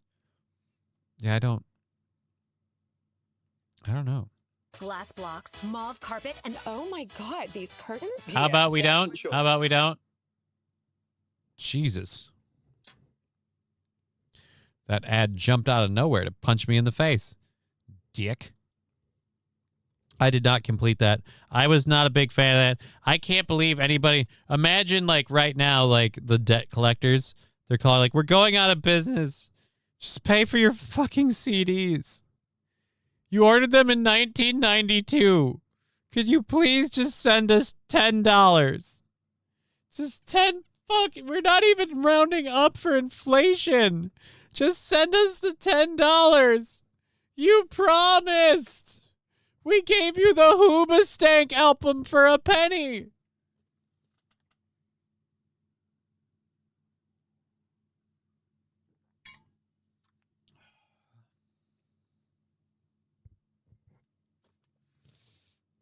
Just send us the fucking money. Oh my God. So they're gone. They're gone. Netflix strikes again. Actually, no, not Netflix. This one would be Amazon. I'm going to credit this killing to Amazon. Amazon streams video. They stream music. They do everything that Columbia House does. You can have just a fee to listen to music, and you can buy music as well. So you can have a library that you curate of available and free stuff. Like, it's a easier setup. Here's the only problem. When you don't have internet service, that's it. But you can download stuff to your phone, so you can still play it anyway. I have like when the power is out and I got nothing left, I've got to redo it now, actually, I think. I've got to recurate my quote-unquote Zombie Day Apocalypse playlist. Because, like, if the internet goes out and all I've got left is my device, but I can keep charging it, like, I want to have music if I can. Keep a few songs on there. And a Zen meditation. I'll probably be very thankful for that in the zombie apocalypse. You'll need something to keep you grounded before you get eaten by zombies. I'm still ornery about the fucking YouTube album that automatically downloads onto my iPod. The gay dudes on the album cover, I've deleted it at least a dozen times. You still have an iPod?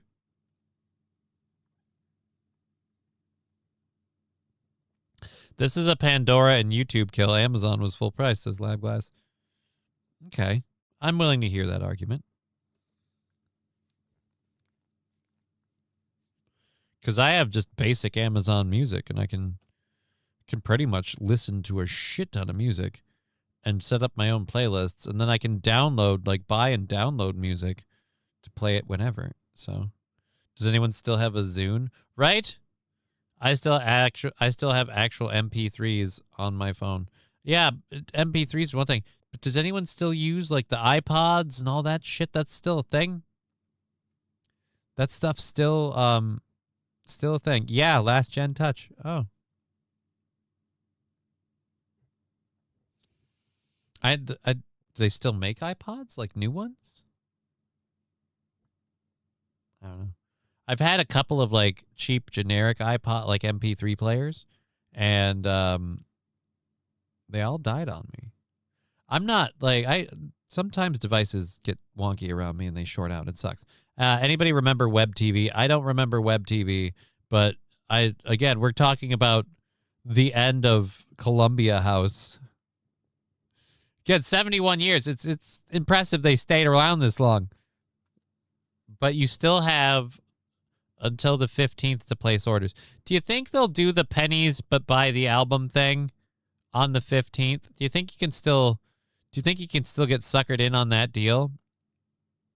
Because then, like, you could set the bill up and the company's going to go bunk in a couple of weeks. Like, you'll be fine. More physical media dying. Not good, Johnny. Yeah, but how do you keep it alive, St. Caesar?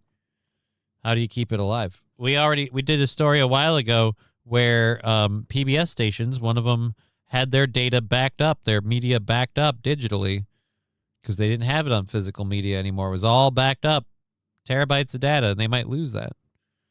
This is the same thing, too. Plus,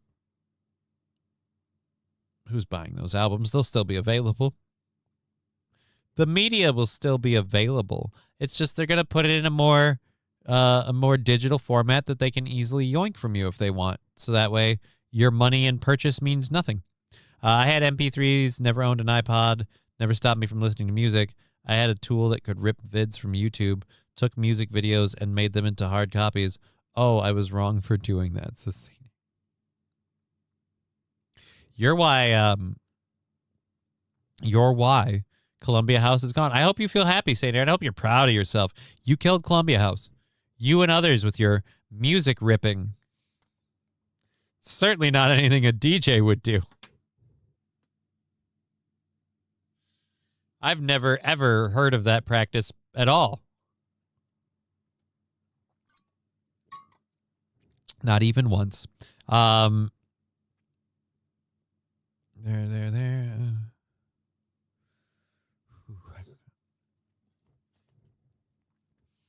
So, all right, let's go over and catch up with the WNBA. So, as you guys know, the WNBA has been making a lot of inroads and headway towards the trans movement. And if you thought they'd stop there, wait till you meet Des and Dot. We have a apparently non-binary mascot. So, like, mascot gender was never a big thing. It was kind of always assumed they were dudes or some weird thing. Like, nobody really concerned themselves. But now we have a she, they pronouns mascot, a non-binary snapping turtle. Where is this happening? The Toronto Temple. So this is the Toronto Tempo. This is happening in Canada.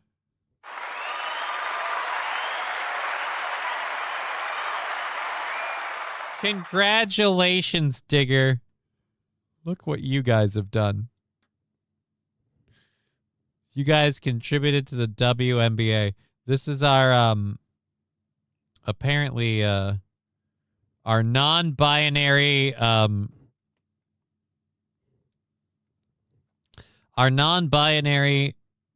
snapping turtle mascot.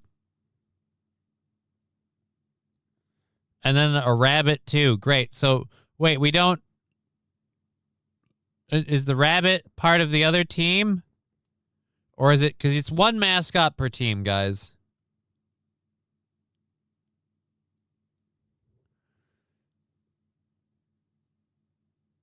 So this is a she-they snapping turtle. Community TV show that had the perfect non-binary. Fucking hell, Canada. Well, I mean, Toronto. Des and Dot. I think this is Dot. Or is this Des? This might be Des. Yeah, this is Des. Because Des and Dot, rabbit, turtle. So this is Des. I don't know anything about Des, but I know Dot is officially, like, they had to declare this because that's how these things go. She, they. So there you go. How happy are you to be in that mascot outfit? I would say probably not, but I guess a paid gig's a paid gig. This is horrible. This is horrible. And so I want to go, okay, so that's our NBA coverage of... Just put dudes in it already, I guess. If they got a snapping turtle for a win. Yeah, dude, is it the Toronto Snappers? No, it's the Toronto Tempo. And it was sponsored by TurboTax Canada. Great. Great. TurboTax Canada. A non-binary snapping turtle mascot has joined the WNBA. Here's a better look at her for those of you that want the stats. Des is a snapping turtle. That's her secret. Her secret talent is snapping. It's not a secret. That's literally what your entire species is known for. Guilty pleasure ASMR videos. She likes the ones where she. Never mind, I won't say it. A Taurus and she favorite food soft shell. Ooh. Oh dear Lord. Sean, good day, Johnny. Hey, welcome to the show. We've been hanging out for a while. We've got about a little less than 2 hours left, and we've been just kicking it here, having a fun time. Hoping you're all enjoying yourselves on Twitch, YouTube, and Rumble. And we just had Riding Dirty Llama give 5 subscriptions over on Rumble. Thank you so much, Riding Dirty Llama. Little cowbell action for all those gifted subs going out now. Cowbell for you if you get one in 3, 2, moo.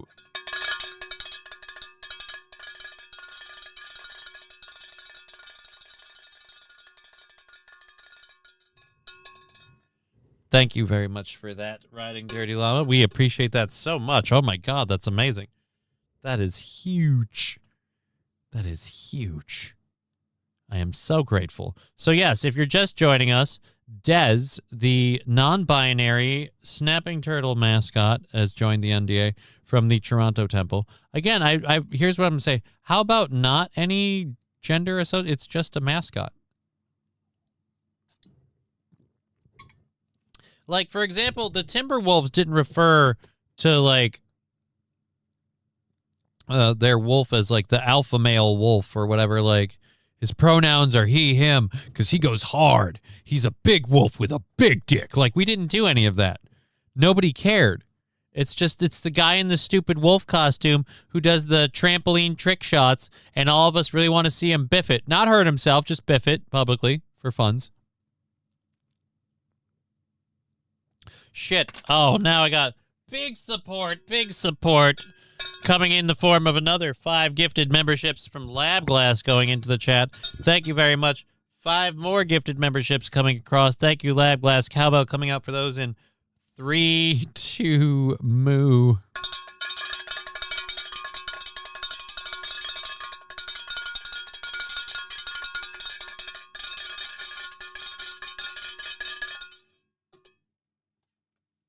If you don't have a membership in the Rumble chat and you want one, now's the time to go in there and and chime in. It's usually first come, first serve. Crazy. Thank you so much for all the support. I am so grateful. That's kicking us forward. I'm sure we're well through Monday and Tuesday now because we were on Tuesday already at 40. That's probably Dunskies. And then some. We'll probably be into Wednesday or Thursday. So thank you so much. Crunch the Timberwolf. Yeah, Crunch. So Crunch the Timberwolf was actually a woman for a year or two, if I recall. So then, yeah. Like, we don't need to have a gender on the mascot for the teams. The mascot is a glorified, like, crowd hype, like, cheerleader. They don't need to have a political opinion, a political stance. They don't need to be right-wing, left-wing, wokeified, conservatarded. We don't need any of this shit. We need escapism from this stuff. So just let the sports be the escapism. You already won't let us escape it with the way you want to put trans players in the WNBA. So that's the Toronto, and it's already had waves in the NBA community. We know every family moves at their own pace. Hi, Mom. All right, this is not the video I was looking for, was it? No, it is not. It's already had waves in the NBA, including this amazing clip from last night. Now, people are going to say, what do these two things have to do? And I'm like, crap like the first thing we saw is why the WA gets crap like this that we're about to see. It's reported this week Park will skip the Asian game. I'm gonna make sure I don't get. Oh wait, I didn't see. Continental title. Did we see it? There's a stoppage here, and Angel Reese is. It was him. He threw the dildo. Once again, WNBA games, because they're pulling all of this crap. They're making themselves a target. They're making a political stance. So they're suckering in all of the asshats who are a troll. Do you have enough money to go to an adult store and buy a cheap dildo to dispose of it and throw it? Then guess what? You too can be a fucker because somebody did. And I love the way she pointed. It was him! It's reported this week Park will. There we go. Oh, dude, that was neon green. That looked like a giant pickle. The Asian games. Had a lot of bounce to it, too. Had a lot of flop bounce. That, you know what? She looks kind of amused. I love how they're all just, but like, we got to put a pause in the gameplay. The Continental title. It was him. Get him. It was him. He threw the wang. There's a stoppage here. This has to be AI. Too many fans are there. I don't think it's AI because they got so pissed about this. I'm hoping it's not AI because, again, nobody asked the WNBA to suddenly start taking this really weird, radical, because I don't care what you say. The idea that men should be able to compete with women in women's professional basketball is a fairly radical idea. And you are going to attract people like this. So, spoiler alert, that's what happens. You do all the crap you did to Sophie Cunningham and Caitlin Clark, you're going to attract people like this. You're like, you know what? Let's fuck up your shit. And they just throw dildos. And the fact that you guys react this way every time, it's going to be more of it. Be funnier if the ref picked it up and put it in her back pocket. It would be funnier.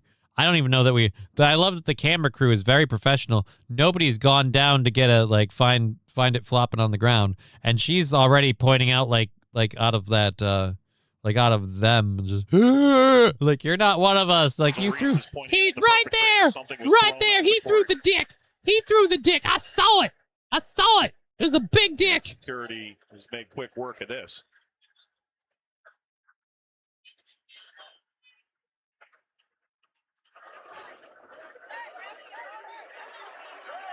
All right. Now, ladies and people who support the WNBA, if you want to get back at the male basketball players, you have to start throwing fleshlights. You have to start throwing fleshlights out at NBA games. We're being told there's a stop in the Chicago Bulls play because a fleshlight has entered the field. Like, I mean, just throw it out on there. Just throw out fleshlights.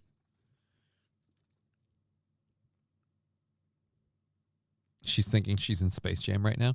MSO is a mod. What kind of show you running, says Sean. I don't know. MSO doesn't really ever do anything. So it doesn't really matter. This was a long time ago. So a non-binary asexual turtle. Okay, right? Nobody asked for it. Nobody needed it. But now because of it, we're getting more stuff like this. Oh, there it is. There it is. There's the neon green peen. Brink kicking the object away. Yes, pick it up with a towel. How did he sneak it in there?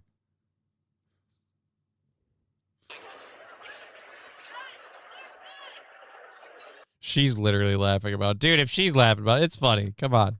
Stupid, yes. A game interruption, yes. Be frustrated, sure. But also, objectively hilarious. Just, dick.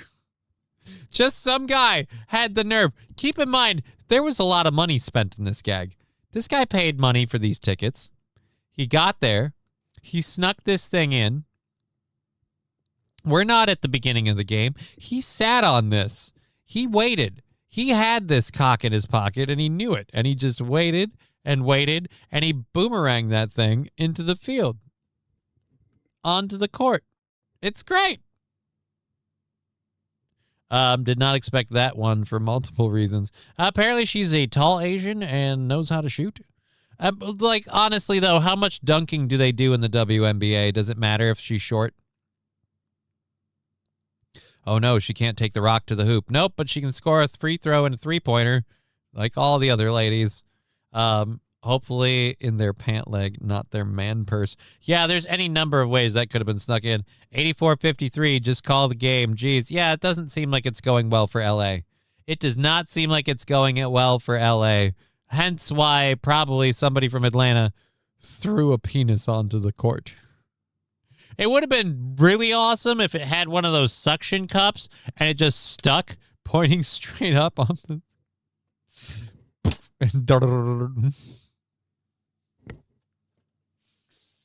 Oh, I just cracked my back. All right, we've got like an hour and a half left in the show, so we can't spend a whole lot of time on this. Name famous Asian male basketball players. I'll go first. Yao Ming. Now think of another one. I can't. Probably because there weren't really a lot of them. Is that the end of the clip? Oh, that's the end of the clip. I will say this. She has a right to be pissed. That thing came like right at her. It hit the floor before it got to her.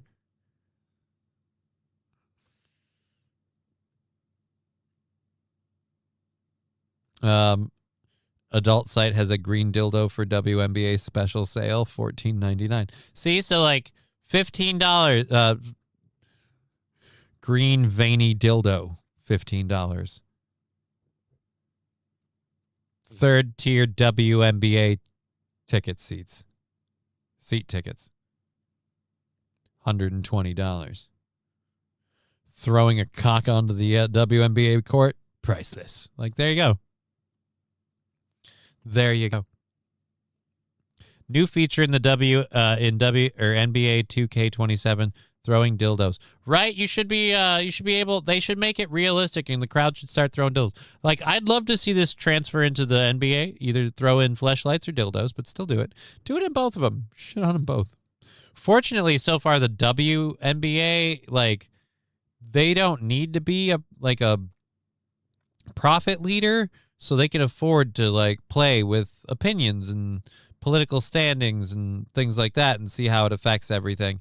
The NBA is less likely to get in on that because they make the money. So oops if they don't. If she was bent over tying her shoe, it would have been nothing but net. Oh.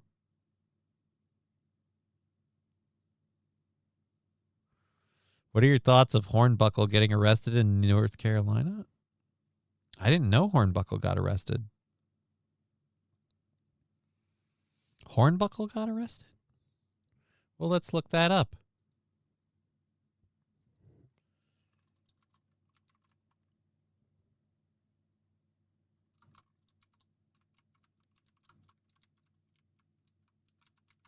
Let's see what that says.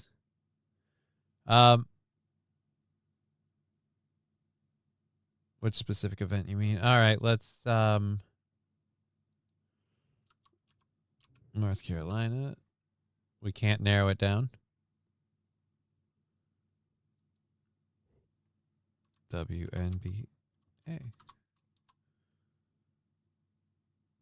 Former WNBA player Alexis Hornbuckle was never arrested in North Carolina in June 2004 prior to her college.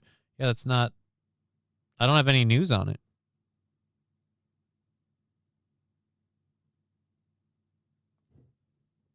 I need the first name.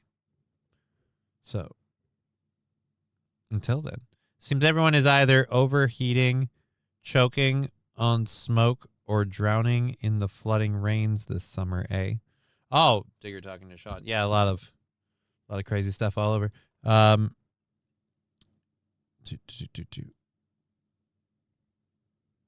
sister, I don't know.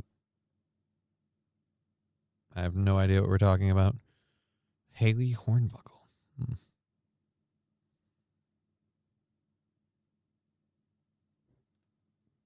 I don't think she was in the WNBA. Either way. I don't keep track of the WNBA, so I was just assuming you knew what you were talking about, because I don't know who plays in the WNBA. I don't watch that shit. Even with the promise of dicks flying through the screen for occasional entertainment, I don't watch that shit.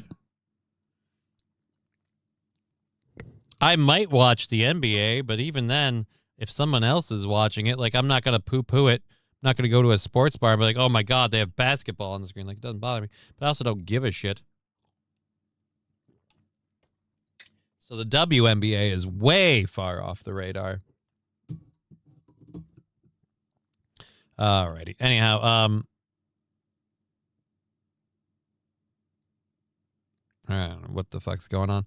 You want to know something that makes me happy? Old ladies making jams, says Mr. Q. Well, the good for you. Sister from another... I don't even want to keep track. If you're caught watching the WNBA, you feel shame after, says St. Caesar. I went to go see Nikki's mom, and there are 3 jars of wild blueberry jam. Well, good for you. Good for you with your blueberry jam. Let's close this. Oh, did we open it twice?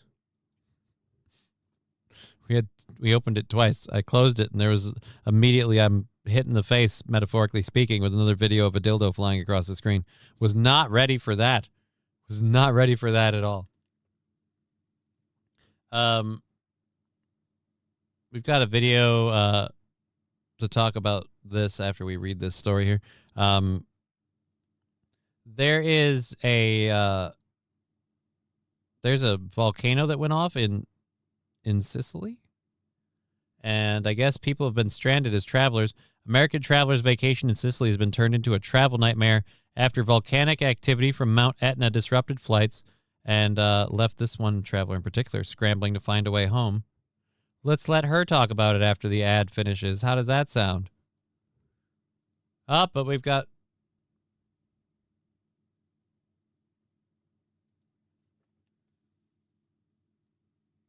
They're listening to me.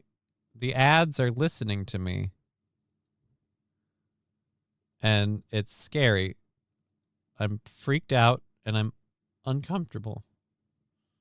All right, so let's go to this. Like many travelers this summer, I was very excited for my adventure around Sicily and Italy. I had never been to that particular region. Everything was great. And of course, I know that Mount Etna is somewhere in Sicily. I wasn't sure exactly how far that would be. God, get to the point. This is getting old. So you couldn't get out because of the volcano? Well, you're here now. It sounds like we're fine. What's this? Why is this a thing? From where I would be staying or the airport. And in fact, it was funny. A friend of mine made a joke before I left for the trip. Oh, be careful of volcanoes. And I really brushed it off. When we arrived at the airport, turns out he was a fortune teller. That our flight was canceled, and someone else in the group who had arrived earlier said the airport is just in total chaos. They weren't really sure what was going on, if everything was being shut down. So how'd you survive? Did you have to suck a dick? Like, what'd you do? Did you have to, like, sell yourself for money to make the... What do they use? What do they use, like, pesos? What do they use in Italy for money? But I guess we figured 2 days later, it's probably fine by now. The volcano has hopefully been well rested and will be okay. I think most of us just decided, hey, we need to regroup. And we quickly purchased train tickets to Rome, and we're hoping we'd have an easier time out of there. So that's what we wound up doing. Why is this a I news did story? myself. And that in itself was an adventure after waiting all day in the airport hotel and then having to get to the train station. That must be nice. Good for you. Wow, I thought this was going to be going somewhere more important. Jesus. So you didn't have any, you had to freaking go, you had to travel to fly out of a different area.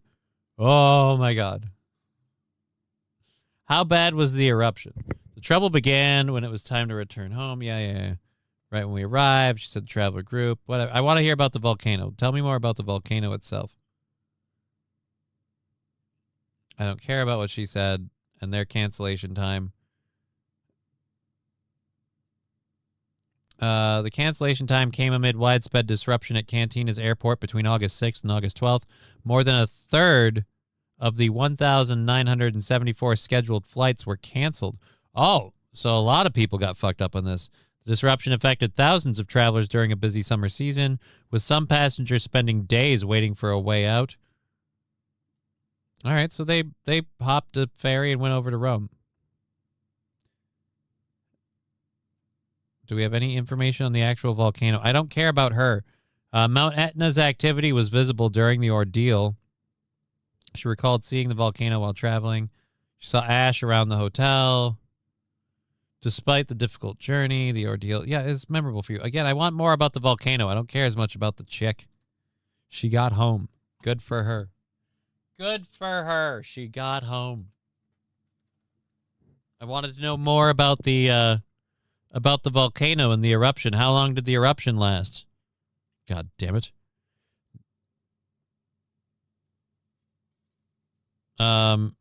What are we talking about? Homemade jam, store-bought is jelly. I've had cherry jam and cherry jelly. It's not bad. I like it. I like cherry jelly. I can make some sandwiches with that. Wow, that's a yappy cunt, right? I was interested in the story, but it's just, we had to travel over to Rome to get out, and a lot of other people had to wait a few days. It didn't seem as bad as like, hey, guys, news story. Oh, my God, like it's a Friday news dump. I wanted something lighthearted. I thought this was going to be like, and we flew in, and then there was the volcano, and we couldn't go anywhere for a few days, or some story of something. No, it just kind of mildly inconvenienced you, it sounds like. Not a huge deal. Mr. Q says peach is the best jam. I don't believe so. But I'm also not going to fight you for it because it's an hour and a half left in the show. I'm so underpowered. I did not sleep. I had so much trouble sleeping last night. So I feel like I'm out of breath. Like I just constantly, like as soon as I get done talking, I feel like just completely out of breath, like just winded and exhausted. So we're going to try and get through the next hour and a half of this stuff with more stories and stuff to go through. That lady was a real freaking lame duck. And, oh, dear Lord. Oh, they got the guy that threw the sex toy. Okay, that's all that was. So, the guy that threw it was caught. And he was a member of the other team, so he did it just to fuck with LA. Fucking hooligan bullshit. That's hilarious. All right. I don't know. Do we really care about this one? Kind of. We've been talking about Prince Harry stuff. Apparently, there's been a tabloid scam that Prince Harry was brought into court for, and now Prince Harry and 6 others have been ordered to pay $13 million for this tabloid case. How much money does he have left? Didn't he get cut off from the royal family? You're going to shell out $13 million for this tabloid case? We have breaking news. Prince Harry must pay millions over his failed invasion of privacy case. Harry and 6 others, including Elton John, sued the publisher of the Daily Mail, claiming it tapped their phones and hired private investigators to illegally spy on them. Now a judge says they didn't prove those claims and is ordering them to pay the publisher at least $13 million to cover. It didn't do that. What it did is it bought the information from somebody who chose to do that in and of themselves. They didn't directly hire people to do that. That's a real tricky duck. You've got to have some definitive evidence if you think you're going to make that stick. Alfalfa sprouts will make you shit. I don't know why we're talking about alfalfa sprouts.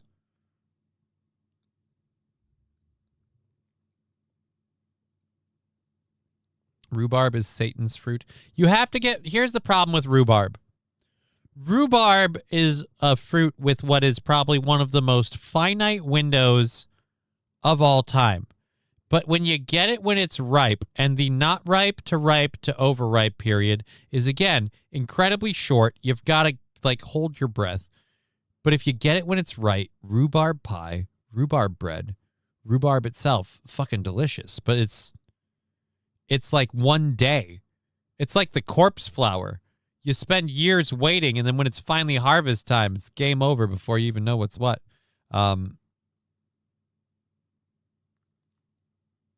He's going bald. You'd be going bald, too. He's probably ripping his hair out. It's stress and everything else from his wife. Which is why I lost the case, Johnny. Right, which is why I'm saying he shouldn't have launched it in the first place. Like, shouldn't have launched that case. And now Harry's wife wants to return to acting. Coincidence, they are broke. Oh, they're totally broke. And Harry's wife can't return to acting, in my opinion. She's got too much crap that's sullied from all of their Netflix talk shows, all that stuff. Nobody's going to want to see her play a character. Diggert, rhubarb is a weed here, Johnny. It's everywhere. Right, and its window for ripeness is incredibly finite. And then you've got to cook it right. You got to do it right. It's a lot of work. I wouldn't ever say it should be someone's favorite, but it's not bad. It gets a bad rap because, again, if you miss the window, it's absolute garbage. So, but if you can, if you can get it in the window, if you can land it, it's not bad. She's always acted. Right, St. Caesar. I'm not saying she couldn't act. I'm saying before she got Harry, she acted and she was Meghan Markle. Now she's Meghan Markle, who married Harry, who went through all the bullshit she's been through. How many people are super duper itching to see Meghan Markle play a character? I don't think a lot of us are. She was a case girl on Deal or No Deal, and that, because she was cute, finagled her way into Suits, left Suits, and what? Just wants to come back. I guess who's itching to see that movie? I'm sure there are people who are willing to cast her, but who's interested in seeing her? She's burned Netflix and other streaming services, so they're not going to want to air the latest Meghan Markle flick. They're not going to want to pay for that.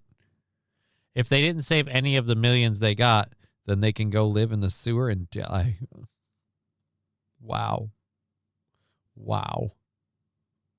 For its legal fees. Meanwhile, reactions growing over Harry and Meghan's surprise move back to the UK. Chief international correspondent asking them to pay the publisher at least $13 million. I can't tell. Is that a Mech Warrior pin? Is that Clan Ghost Bear? What's up, dude? Represent. $1 to cover its legal fees. Meanwhile, reactions growing over Harry and Meghan's surprise move back to the UK. Chief international correspondent James Longman has more on that in our next half hour. Oh, breaking news. I can explain that.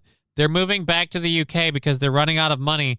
They've been kind of running afoul of a lot of people. It's not going well for them, and now they're going to beg for a place in the family. I guess since Gam Gam's gone, maybe they can lock one down. I don't know. How does King Charles feel? Is he willing to put them back into the family, or are they're probably still just going to be on the outs, honestly.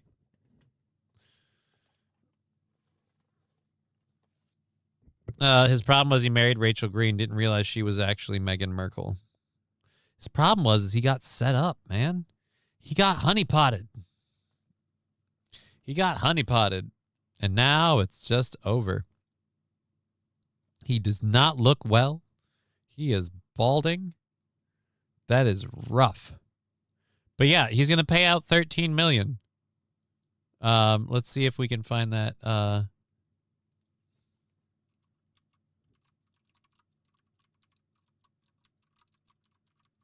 Prince Harry net worth. Let's see what we can find out for this. Prince Harry has an estimated net worth of $60 million, which he shares jointly with his wife, Meghan Markle. So, yeah, $60 million. That's a hit, man. If you're paying out 13, that's a hit. Although if it's you and a bunch of others, maybe at least you're all sharing the burden.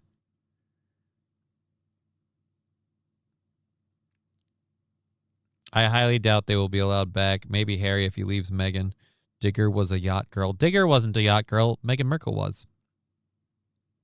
Meghan Markle was a yacht girl, which is, again, super duper sus on how that all got set up.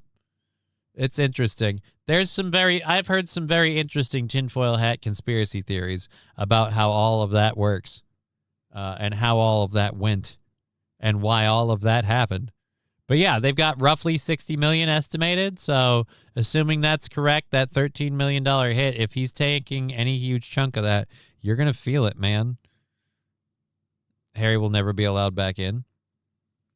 Which is weird because, again, the conspiracy theory is it's people in the family that set up Harry with Meghan in the first place. Why would they do that if that would just get him kicked out, or was that why they did it?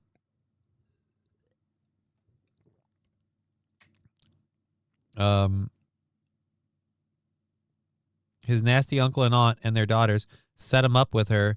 Meghan was an Epstein yacht girl. She knew Andrew well. Right, I know about those things, but again,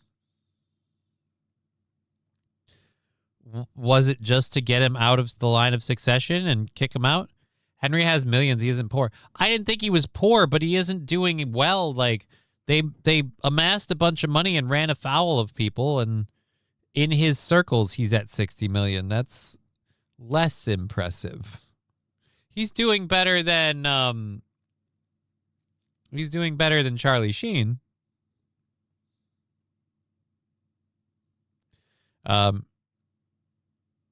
Imagine being a prince and still ending up with a literal prostitute. Well, that's just that everybody wants to know how hard do you got to work to buy the working girl when you fall in love with the working girl and turn a hoe into a housewife. What does it take? Apparently the ability to give up a kingship. He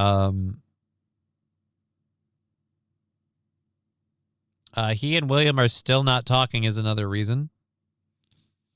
Why aren't they talking? Same with chards on any lettuce like veggies. Shit gets better if it idles for too long. Rhubarb is similar to cannabis. You have a 48-hour window of peak harvest. Too soon or too late, it won't be good. Right? And I've had it when it's done right. And it's not bad. It's not bad at all. If you could make it so it was easier to get it that way, woo, but boy, good luck with that. Hell, for $13 million, I'd let him sleep with me, says Mr. Q. Well, it's not like the $13 million is for sleeping with him. It's from a failed lawsuit that he's losing that money, so. LOL, she's no housewife. Have you watched her try to cook, says Ashley Casey. I'd have married Harry. Anyone with the balls to go as Hitler to a costume party has got to be fun. Right, but then she neutered that. And then that turned into, well, we have to identify everyone's pain and whatever. Like, she completely killed all of that. I feel like all of the cool parts that were cool about Harry died when he hooked up with Meghan Markle. I feel very comfortable saying Meghan Markle neutered everything awesome about Prince Harry. And now it's just, we've got this fucking balding, panty waist looking dude. And that's all we've got left. Alrighty. So, an update on the Alex Jones thing. I knew Alex Jones got, like, you know, ordered by a court to pay that astronomical, what is it, $1.25 billion judgment. The $1 billion. There was another judgment for $50 million, and apparently courts cut the $50 million judgment in Texas for Alex Jones because of the Sandy Hook stuff. A Texas court on Friday slashed $50 million judgment to about $6 million against InfoWars founder Alex Jones after he falsely claimed that the 2012 Sandy Hook elementary school mass shooting was a hoax. That's got to be a lot more manageable. The ruling does not affect the $1.25 billion judgment against Jones in Connecticut, but is a legal victory for him after he and his company, Free Speech Systems, were found liable for damage for claiming the mass shooting didn't happen. Despite the multiple financial judgments against him in Connecticut and Texas, Jones has yet to make any payments as he appeals the amounts and the attempt to liquidate his company. The unanimous opinion by the Texas Third Court appeals the left intact more than $4.1 million in compensatory damages awarded by the jury to Sandy Hook parents Neil Helson and Scarlett Lewis for defamation and emotional distress. But the court slashed more than $45 million in additional punitive damages down to $1.5 million to comply with the state's $75,000 cap for each plaintiff. The court found that Heslin and Lewis did not show evidence that harassment that had resulted in his hoax claims would allow them to exceed the cap. It also said that the trial judge improperly allowed the parents to seek higher damages after trial. So yeah, you broke the rules. So they cut that down, but he still owes. Is that just a drop in a bucket though? You still owe $1.25 billion? Good luck getting it. Come get it. I'll be here with a gun. You come get your money. Oh man. What are you talking about? He lost his virginity in a farm, Johnny. Okay. I don't know what that means or why it's relevant. Wow, Trey are using him to silence everyone? I think it means they.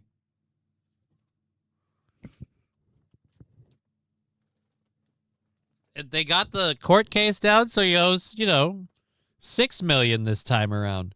So $6 million, that's way more manageable. The $1.25 billion, that's not. Johnny's Exotic Yacht Girls now available. No, we don't have Exotic Yacht Girls. Rusty Grant, why are people so anti-Hitler? Have they seen the world lately? More importantly, it was a costume, I mean, like, you dress up as Freddy Krueger or, some wacko dude or whatever. It's like, hey, your criminals are all your murders are all implied, so it's okay that we wear this as a costume. Like, I don't know. Did he live the bit? Did he just wear the suit? How committed was he to the character? That's where my level of distrust or dislike it tapers equally with his commitment to the bit. I'll have the gay frogs protecting me. Come get me. I've had my bone broth and I've had my vitamins. I've got my shotgun locked and loaded. You can come get this cash over my cold dead body. I will eat your ass. So there we go. They released him of $45 million in damages. I'm not surprised that Texas went a little lenient on him.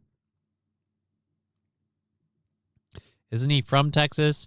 Isn't InfoWars based out of Texas? And kind of the way that Texas is set up in general, I was surprised at those judgments going as high as they were in the first place. But apparently that wasn't allowed. That's not legal, as we just found out. And because of that, we no longer have $45 million against him, I guess. So cool for that. We've got a last story. The Northeast and Mid-Atlantic areas of the country are apparently suffering from some storms. I had some significant storms the other day where it was like screwing with my internet signals and stuff.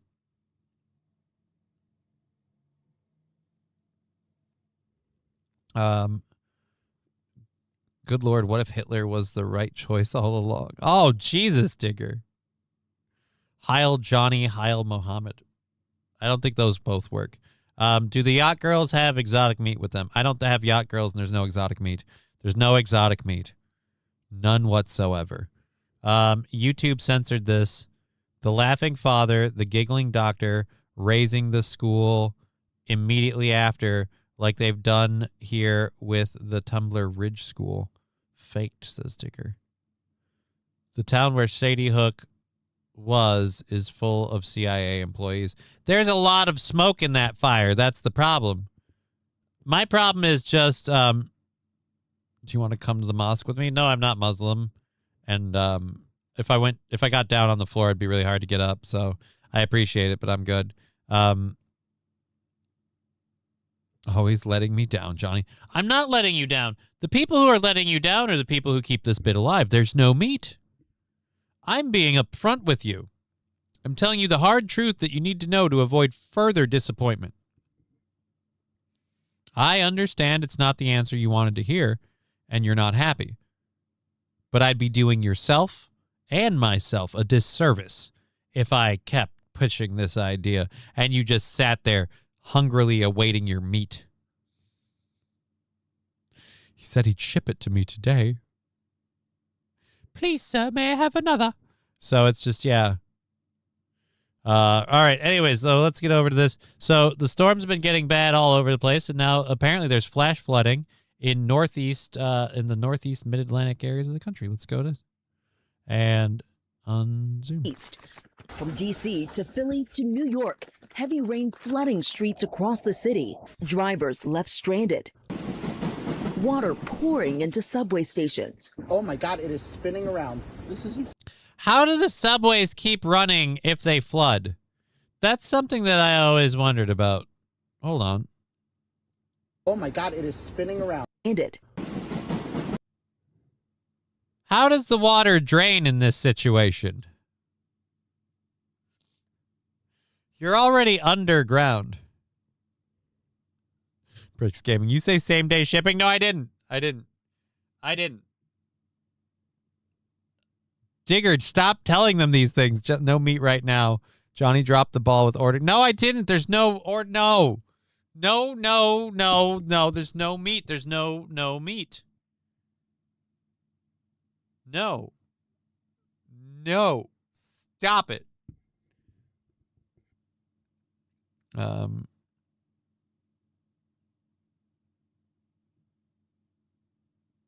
They made me tape over it like my earrings so I don't have to remove it. What are you even talking about? Now I'm confused. I'm just confused. Just traded 4 dozen eggs for 2 pounds of buffalo beef. It's going to be a good dinner tonight. Dude, the fact that you can just trade 4 dozen eggs. Nice to have chickens. You can't have chickens in town, man. That sucks. Digger, can you guys have chickens? Can Canada have Water chickens? pouring into subway stations. Oh my God, it is spinning around. This is insane. On Long Island, a water spout coming ashore. It's a tornado. No, that's a water spout. It's a tornado that sucked up a whole bunch of water. That's a water spout. Beach clubs, damaging or destroying dozens of cabanas. Massive Yes, planks of Johnny, wood we can have piercing chickens. structures Okay. and littering the beach. Firefighters digging through the torn apart structures, making sure no one was trapped. The noise was frightening. You could see the wind. It was extremely violent. You look out the window and furniture from cabanas, from the deck area were flying everywhere. Officials say one person suffered a minor head injury. By the grace of luck that a lot of people weren't hurt here. Farther south, a rain-wrapped tornado tearing through the city of Dover, Delaware, sending debris flying. and Okay, so I'm confused. I thought we were in a drought and it was global warming and climate change, and we're still getting this stuff. Which is it? Is it wet and rainy or is it dry? leaving behind a trail of destruction. This dashcam video capturing Jesse's up. Never mind. In Texas, they are dry, but Texas is so hot. It's 102. We need rain. Puff pass 420 here. Yes, enjoy your 420. You know what? In solidarity, we'll give you a little 422 while we play this. frightening scene as the powerful storm moved through. I can't believe this. Get inside, are you? Some residents caught off guard, racing to take shelter. I retreated into my bathroom, and all you could hear was just a train noise. You have a hat that says hashtag saved over. How long have you had that hat? This thing just started. You had the time to get like a saved over hat? Or did you just have the hat already and you're like, if there were ever a time to wear this hat other than its original intended purpose, it would be now? Something about the saved over hat makes me feel like you're a plant. The saved over hat really kills the ability to believe you as a real person, sir. Tearing through the city of Dover, Delaware, sending debris flying and leaving behind a trail of destruction. This dashcam video capturing the frightening scene as the powerful... Holy shit. We just had some rain and some thunder. Wow. Storm moved through. I can't believe this. Get inside, are you? Some residents caught off guard, racing to take shelter. I retreated into my bathroom. Again, how do you have that hat just on the ready? Either A, you were able to get it in time, which crazy, or B, you've got a lot of trouble in Dover. Things are not going well in Dover. How do you mean? Well, I mean, the last time we had something really bad happen, somebody already had the please help us hat on their head as shit went to the fan. Like, we just had it ready to go. Lab Glass, Texas is always dry. Texas is very dry, but if it's 102, you might be a bit parched. I hope they get some water. I certainly hope they don't have any data centers sucking up what little groundwater they have. Oh, wait, don't they? I think they do. I think they have one that causes a couple of bit, like in Corpus Christi. I think there's a data center there. Pretty sure there's a data center there. And all you could hear was just a train noise. 2 hotels left badly damaged, pieces of the building wrapped around power lines. Honestly, it's a miracle. I don't know how we made it out of this without anybody being injured. The severe weather also disrupting air travel, canceling more than 800 flights, delaying 6,000 more. And back here on Long Island, we're told that there were 100 of these cabanas here, and about half of them were damaged, Michael. Yeah, a lot of damage. 100 of these cabanas. What do they do in the cabana? I don't understand. What's the cabana for? Is that where they keep the cabana boys? How many people should be dying then if there's people in there? All right, so we've got an hour left in the show. We've got our third hour stories to carry us through. That's the finish of our second hour stuff. I love getting through all of our content on Friday because it's a news dump. I don't want to have any of this left over. So we're grateful for that. We're going for another hour, and then, of course, we're just kind of easing you into your weekend. Hopefully the weather will be nicer. It seems lovely around here right now. I mean, it's partly cloudy, but it's not bad. Temperature sure ain't bad. Don't mind that at all. Don't mind that at all. Rent a cabana, get changed in there, keep your keys, etc. there while you swim. Oh, okay. So it's a changing room. All right. I drove through water 10 to 12 inches yesterday. We got hit. Yeah, dude, I would be freaked out in my car if I was driving through water that deep because it would be hitting the underside of my car. And it's like, I've got some clearance, so this ain't good. Please don't flood my car. If your yard is fenced, why is poultry a problem? I don't have neighbors, but if I did, I'd rather have their birds in my yard than some bulb-headed... You make it sound like it's just one or the other, though, Rusty. You make it sound like it's just one or the other. There's a lot of flooding around here. I have a friend with $70K worth of damage thus far. Oh, my God. How do you, like, it's covered by insurance, right, though? Like, because otherwise you're underwater. Quite literally. Like, it's all over at that point. You can't, I hope that they get, like, insurance claims cover that shit. We have a bunch of relaxed, nonsensical stuff to talk about for the last hour of the program. We'll grab all of these. And then we have the Sandy story. We can even do the Sandy story if we want. Since she didn't intend it to be specifically for Monday. She just didn't realize we had a show today. Which is fair. I've taken Fridays off before. But it's just hurtful. She just assumed outright. Like, no, I was going to do a show today. There's a lot of flooding around here. Yeah, she's getting an emergency advance to replace her hot water tank at least. Oh. But then you got to get rid of, like, you got to rip out so much. Black mold is going to get everywhere. Any drywall that got soaked has got to go. 70,000. God, houses are expensive. That's why I don't want to live in floodplains. I don't live in floodplains in Minnesota. I've been in areas where there's some flooding. Basements in Minnesota, because Minnesota's a wet state, get a little bit of flooding from here to there from time to time. Not unheard of. But, dear Lord, do I not want to live somewhere where that kind of flooding could happen. Suddenly, now the river's overrun. Whoop, there you go. Black mold is good with blue cheese, says Lab Glass. No, it isn't. Black mold is toxic. You shouldn't be eating that stuff. Do not eat black mold, sir. It is not good for you, no matter what any of these jackals told you. That is horrible. You are going to die. All right. I want to talk about this one quick. This is a little bit of a rip and read, a fun one. A diver found a 162-year-old bottle of Guinness off a shipwreck off the coast of England and has contacted scientists who might be able to recreate the 1864 version of the stout. Stefan Panis, an underwater photographer from Belgium, was exploring a shipwreck off the coast of Dover last year. Different Dover. When he surfaced with an intact bottle of the liquid. Panis rinsed the bottle and discovered it was labeled Guinness and bore the year 1964. He said the bottle came from what appeared to be a case of 24, and there might be more cases in the area.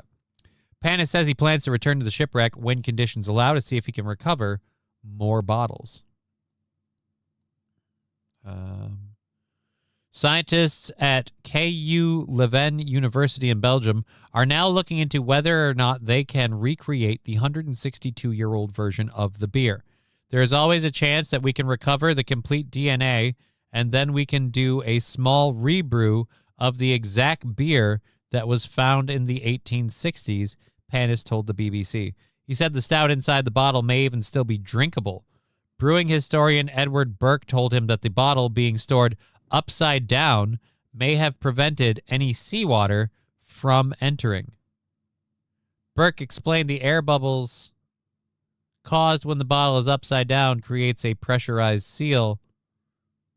There is a possibility that it is still drinkable. The question is if the seawater has come into the bottles through the corks, or if not, most likely the beer would still be drinkable. Pandas, who admitted he is not a big fan of Guinness, said it would be willing to sample the aged brew if it was found to be drinkable. The discovery was celebrated by Diageo, the company that owns the Guinness brand. Diageo owns Guinness?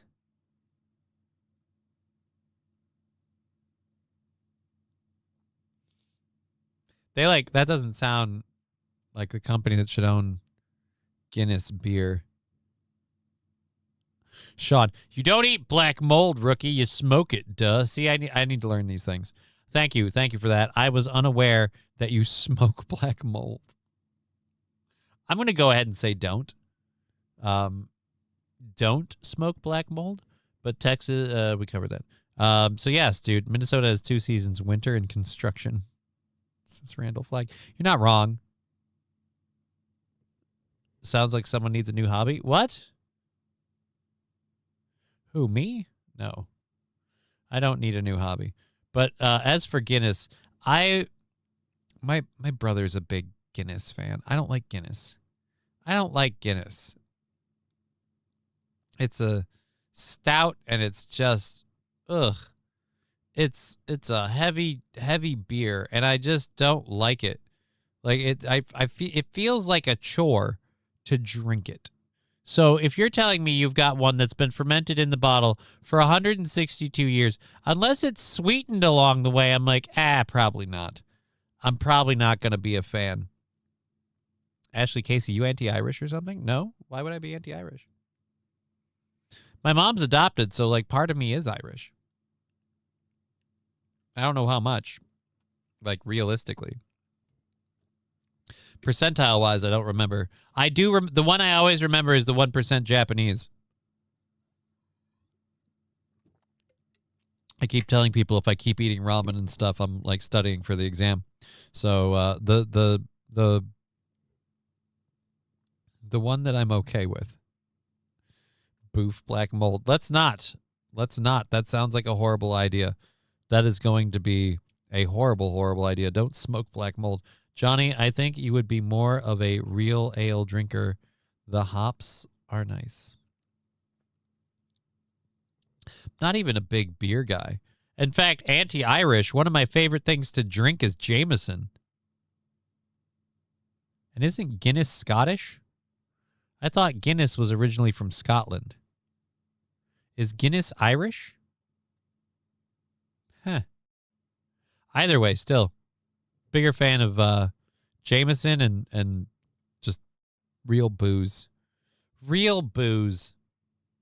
I don't fault anyone who doesn't. Like you like that stuff, go for it. But fuck that. Guinness is Irish, Johnny. I didn't know that. Did not know that. Either way, not a big Guinness fan. As is in proof by not knowing that it's Irish. I'm just not a big fan of it. Bigger fan of Jameson. Jameson and ginger is great. Corned beef and shepherd's pie are fire. Yeah, I love both of those things. Corned beef and shepherd's pie are great. Just not Guinness. Grolsch for the win. Yes, Digger is very proud of Grolsch. I'm going to say this. She loves things that sound gross. Like, her favorite beer is Grolsch. Her favorite coffee is cat piss coffee. It's just everything she likes to drink sounds disgusting. Just absolutely disgusting. Grolsch. Grolsch. What do you think of it? I think it tastes kind of Grolsch. It's in the name. Scottish eggs are good. Never had Scottish eggs. It's the only thing I like that originated from there. I don't know what a Scottish egg is, so I can't say I've had Scottish eggs. But yeah, I not a fan of Guinness. Since 1895, Grolsch is one of the oldest commercially sold beers in the world. That doesn't mean it's good. That just means they haven't had a lot of competition. And by the time they did, they hooked a bunch of people. Corned beef and cabbage are commercialized Irish food. Johnny, anti-Irish, confirmed. I didn't say corned beef. I said I liked corned beef and shepherd's pie. I agreed with Rusty Grammer, who said that they were fire. I like corned beef. Also, again, I'm not anti-Irish. I don't care. You can like this stuff. I don't have to like it. Do you drink it warm? Probably. Probably drinks it warm. And by the way, for the Guinness thing, like I said, it's not specifically Irish. I don't like most beer. I think most beer is Grolsch. Overall, like if we're talking. Speaking of beer, though, actually, that's funny as a good lead-in for this story that we have here. There's a man who apparently drank heavily and took steroids without working out as some sort of political statement. He entered a bodybuilding competition. Pete Mossfield has officially taken a bizarre bodybuilding experiment to the stage. He started a viral booze bag fitness account and gained some attention by claiming he was taking anabolic steroids and drinking heavily while not working out, all with the goal of eventually entering a bodybuilding competition. Well, he did enter. Can I don't want the music.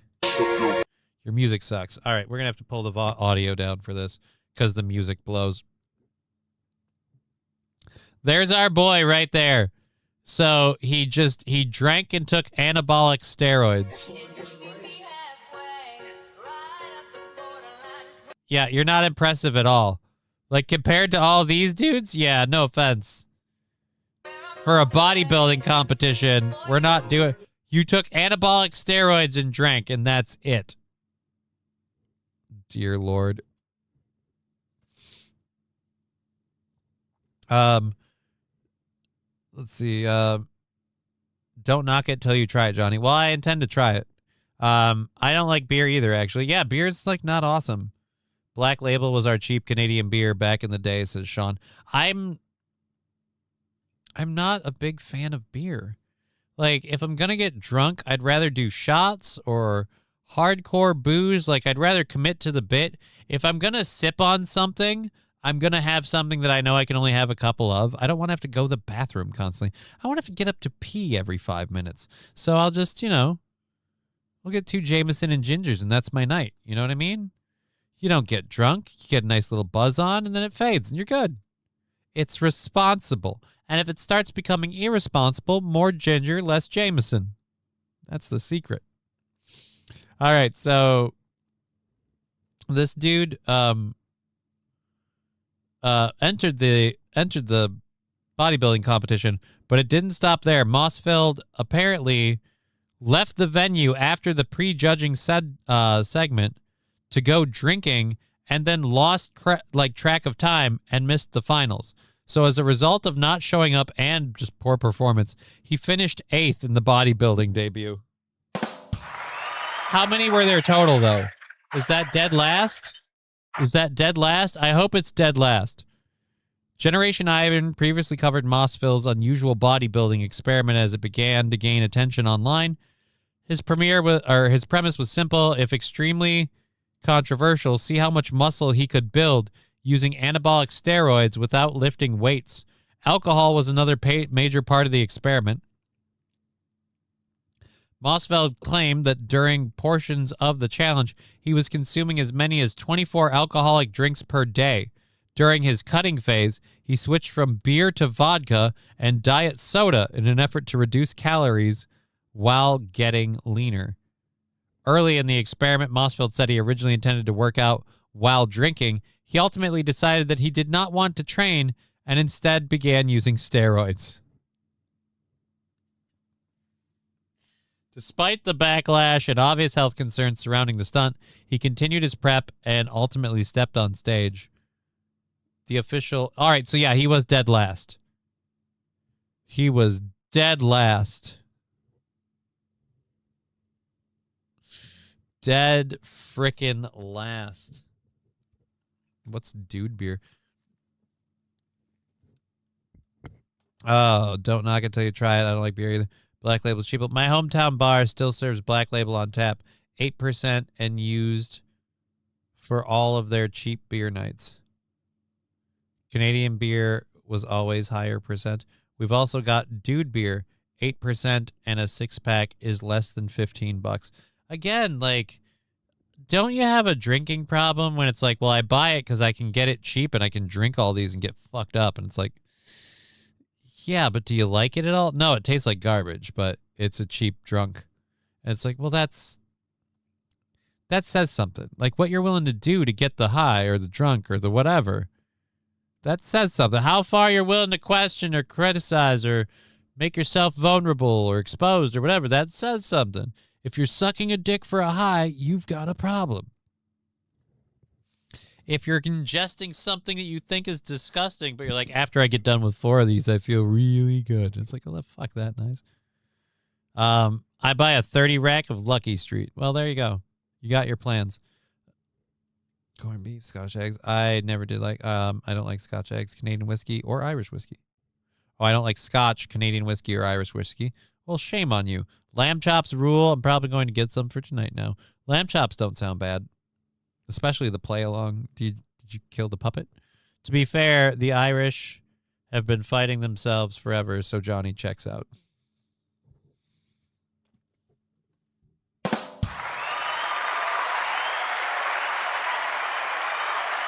Thank you. Thank you, Light Blast. I can't tell you how important it is to have your support. It really is. It's immeasurable. I like Kolsch beer, but I'm mostly German. I don't like pissing every 30 minutes. See, neither do I, and that's why I'm like hard booze. Hard booze. Let's just quit playing games. Be honest about what we're after. Hard booze. Hard booze. Oh, I just realized. I'm going to have to do a thing. That explains Bud Light drinkers, says Saint Caesar. Dude, it's like, here's the thing, like light beers like Bud Light and stuff. I don't hate them. I can drink them, but you have to drink so many of them that, again, you have to pee constantly. It's annoying. It's not worth it. And then you look and feel like an idiot. It's just too much work. I enjoy mead, like honey mead, way better than beer. Way better. But I don't know. I'm also a Renfest nerd who loves the giant pickles, so fuck me. All right, so that guy, beer and anabolic steroids, 8th place. Not surprising. Not surprising. 8th place. The experiment went as I pretty much figured, and all of us pretty much figured kind of would. Pretty much how it was expected to go. Boof Black Label. Why do you want to boof everything? That is an exit, sir. If I understand what boofing is. Dude, Grolsch is awesome. I have been told. I have not tried it, and I am not refusing to try it. I'm just saying that I generally don't like beer, and it better have one hell of a flavor that I like, because when it comes to drinking to get like any sort of an alcoholic buzz, I'd rather go to the hard stuff. Although, from what I understand, if I move up there, I'm going to have to bring my booze with me. They don't have any. I have to import a private supply. Scotch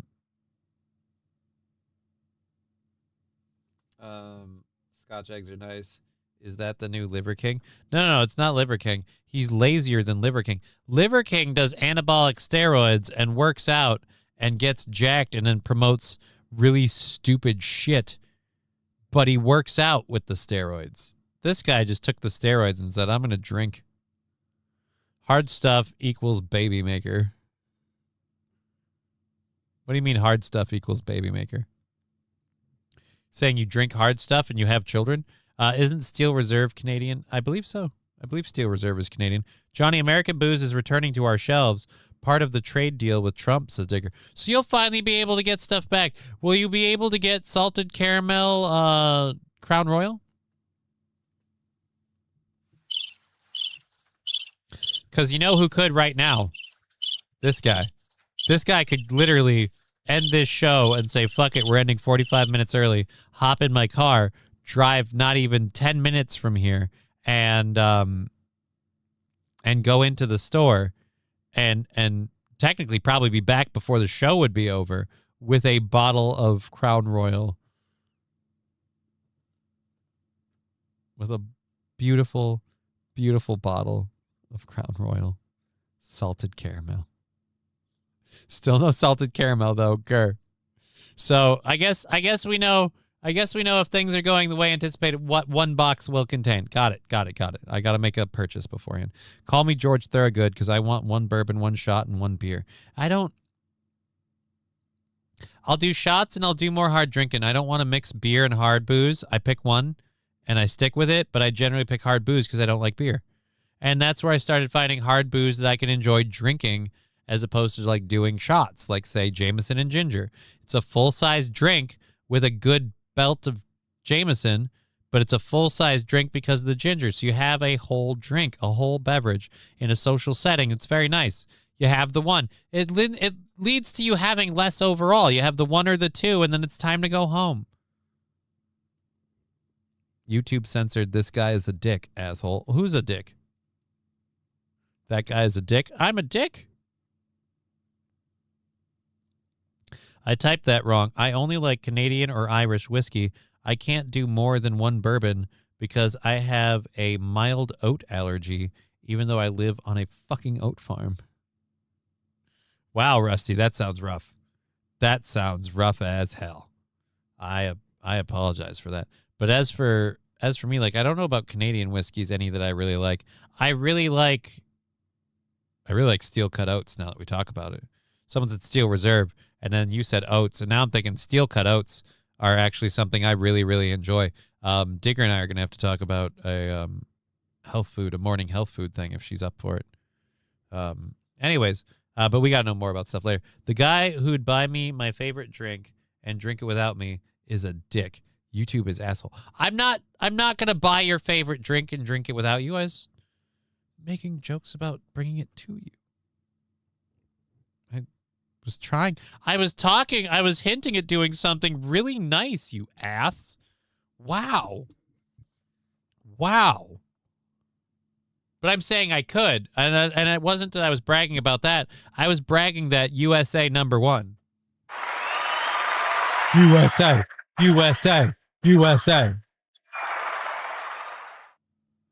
I usually buy steel cut. Is that wrong? No, that's good. I love steel cut oats. My favorite dish is to take steel cut oats, a couple teaspoons of like almond paste or almond butter, and then I use bags of usually frozen cherries. And so you put the frozen cherries in with the oatmeal. You make the oatmeal with the almond butter, the frozen cherries, everything else. If you need to liquefy it up a little bit, I use almond milk, preferably over water, but, you do whatever.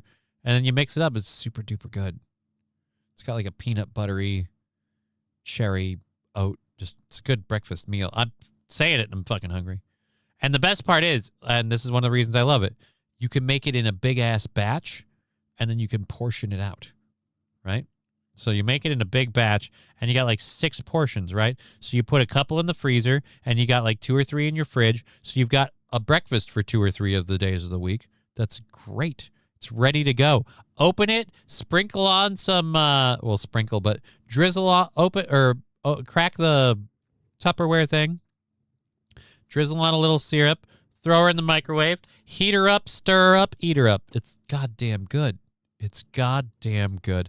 I love meals that you can do like that. So that and the instant omelet is the other one that I like. And the instant omelet is simple. You put together all of your omelet fixings, and again, in a microwavable container. You just crack the egg into there, you shake it up, you microwave it, and you're done. Beautiful. But yeah, so any rate. Speaking of food, now I'm making myself hungry. This is a problem. We come into the show without eating, and then I leave and I'm hungry. So, speaking of food, we have a bear that entered a Kentucky home, and apparently it ate the leftover KFC. A Harlan County woman Oh, wait. woke up to an unexpected visitor this morning, a bear inside her home, but she didn't realize it until it was too late. Corinna Porter spoke with her earlier today. She joins us in studio tonight with the details. Corinna? Bear with me, Andrea. This story's a wild one. Oh, eat a fucking neon green dick. Bear with me. Oh, fuck off. Bear with me.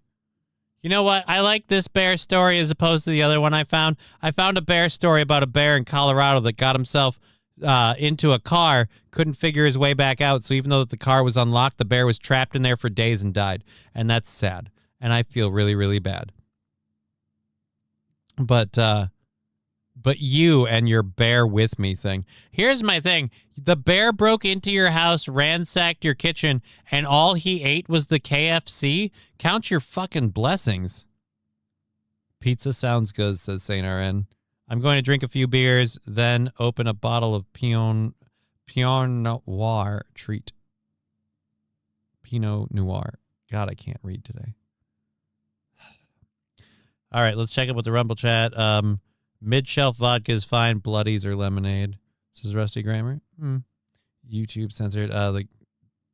I am also biased because there are all of these. Because where all of the YouTube is fine, you just want to listen to music or something, but live streams are no go.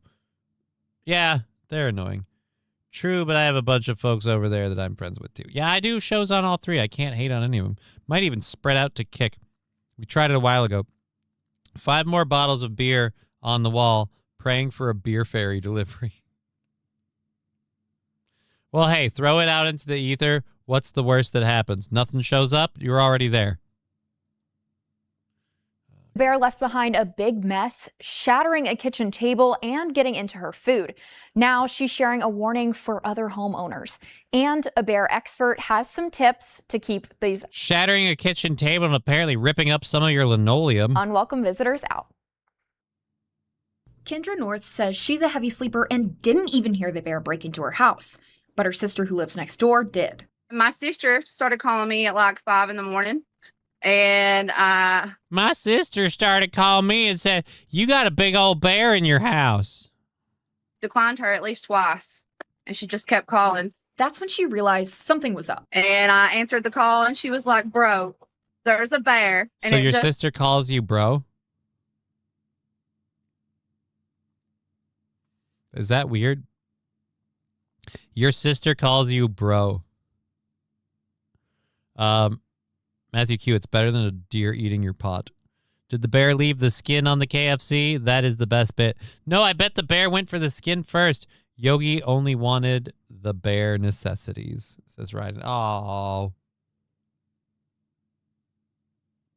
Just walked out of your house and it came down your steps. It came and looked at me dead in the eyes on my side of the yard. North says she thinks it must have been a big bear. My table is really thick glass and it completely shattered it. She said she actually heard the table shatter from inside her house and she thought that it was a car wreck outside. North says the bear was drawn into her house because she had left her leftovers on the table. I'm a little sad over my KFC. Kentucky Fish and Wildlife Bear Program Coordinator John... I thought we were about to hear from Kentucky Fried Chicken. Kentucky Fried Chicken! No! God dang it!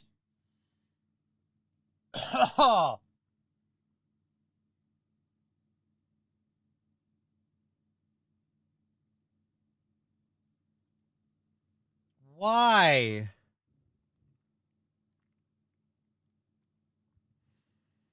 Bah.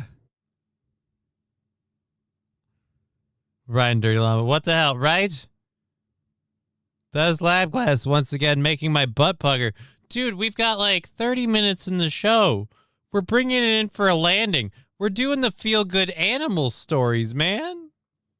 Like, I thought we had a truce. I'm gonna die. I'm gonna need heart medication for this. That was painful, bro. Yeah. Bro. Right there. I'm just, bro. I don't believe. Why is it always the black bear? The footage is of the black bear. We don't know who the bear in question was. Of course you have a glass table. What else are you going to cut lines on, says Mr. Q. Oh, we don't know that. Maybe she just thought it was really artsy. Haas says, and that way nobody can hide anything under the table. there are a few simple things people can do to make their homes less appealing to bears. If you store Don't leave your Kentucky Fried Chicken out on the table. pet food, or if you feed your dogs outside, just think about that. Make sure you're not leaving any out on the porch, and that'll keep the bear from just coming right in and getting an easy meal. He also says if a bear has been spotted in your neighborhood, take a look at other potential bear meals. If your bear's been spotted in your neighborhood, this bear looks like he was spotted at a drug den. He looks high as fuck. If you've got reports, that is a creepy. Go back. That bear is unsettling. What's wrong with this bear? What is he doing? I don't trust this bear. Other potential bear meals. I don't trust that bear. you've got reports right there close to the house. Just think about where your garbage is. North says she'll grin and bear the lesson she's learned from the Eat a dick. She'll grin and bear.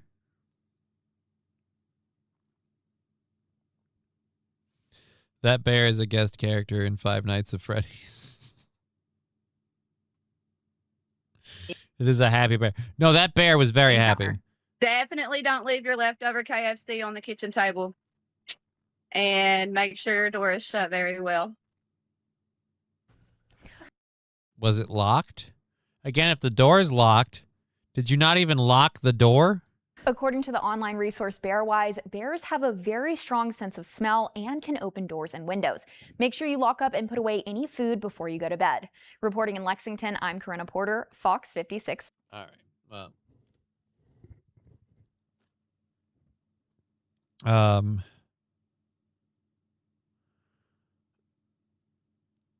All my black friends call me that. I call them the same.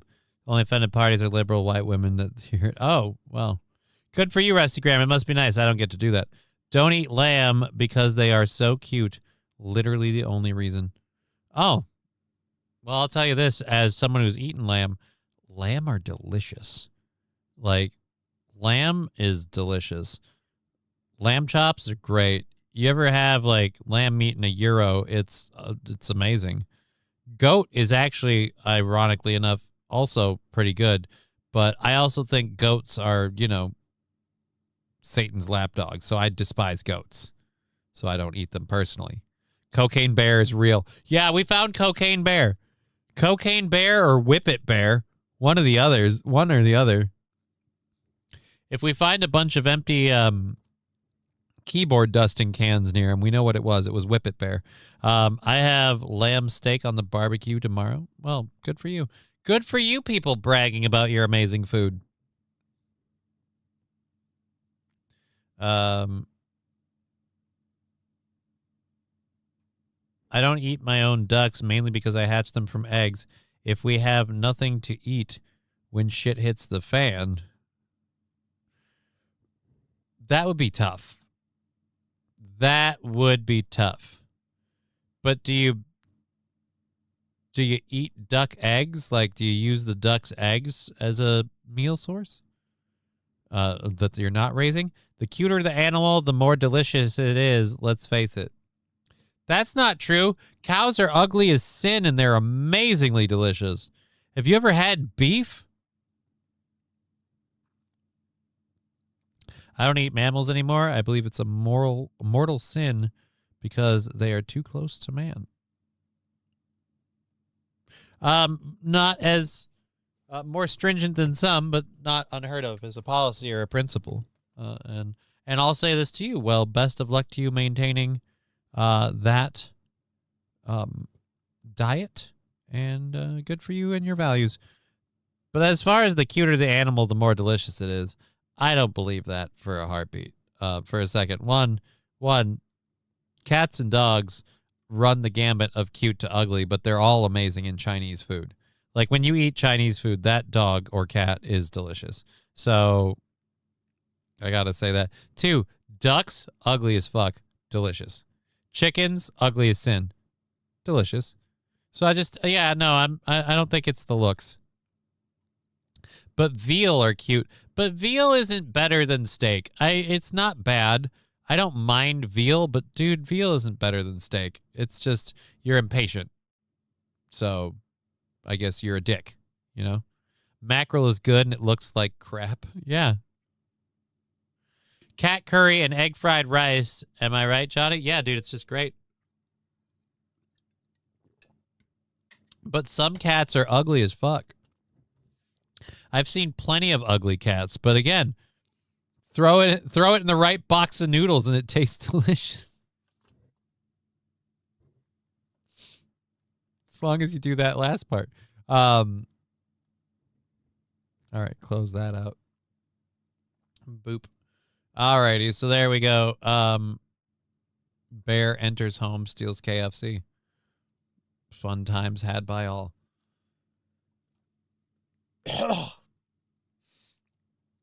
We got 30 minutes left in the show.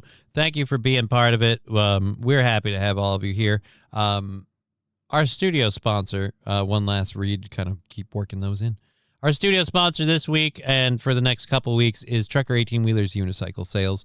Whether you're a seasoned veteran or a curious rookie, Trucker 18-Wheelers Unicycle Sales. Rentals available, and for the experienced unicycler, seats optional.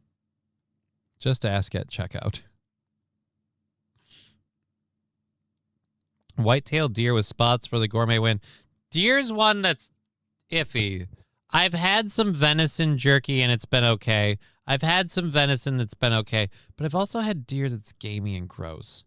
So I kind of feel like, is it in how you clean it, or does the deer matter? Do they like change over the seasons? Because let me say, I've had some not awesome deer. I've had some good venison jerky, but that's about it. Chinese eat cats fried in gutter oil. I won't go that far. And no, I won't eat my own cat or dog. That's twisted. I wouldn't either. I'll eat duck, just not eating my own pets unless I have no other choice. Okay. What it eats, so the area it comes from. So I've had some that, yeah. Had some southern Minnesota deer that did not impress. Did not impress. If the deer was gross, it wasn't cooked right, says Ashley Casey. Okay. What it eats, there it comes from. I don't care for it. Like I said, I had venison jerky that I loved. Like, I also love jerky, so that's just a fucking quick one for me, but still, venison jerky. Oh, God. Speaking of which, Digger, I've got some great recipes and practices for making turkey jerky, which in your situation, lean turkey, you can eat turkey, right? Lean turkey is a good thing for you. So if we can do that, I got some things. China just recently banned eating cats as recently as 2020. Well, hey, at least, better late than never.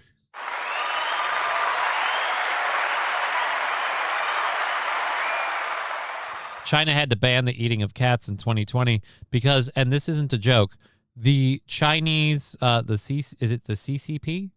Yeah, the CCP, the police in China, they literally went, door to door murdering people's pets during COVID. So, yeah.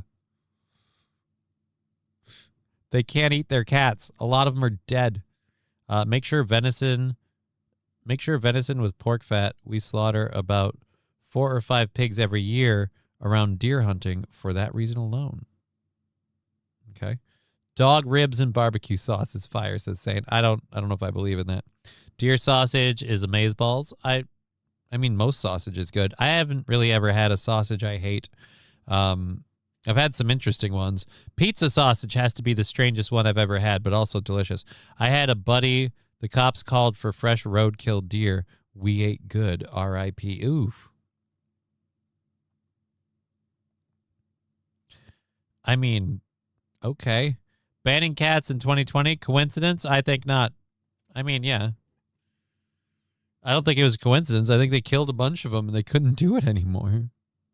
It's really hard to eat the cats after we beat their brains on the pavement.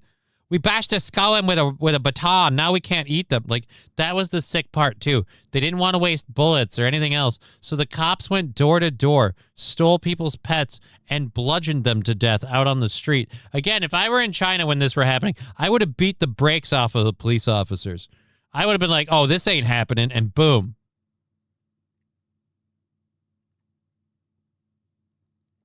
Tried to get with Steel Toe before settling with Mersh. I didn't hear that, and I don't really care. All that was after she stuck her tongue up Ethan Ralph's pop. I didn't know any of that. Didn't hear, didn't know. Thanks for the info. Johnny Hates Books. Roadkill is nasty, even fresh. Yeah, roadkill I would imagine would be gross. Because one,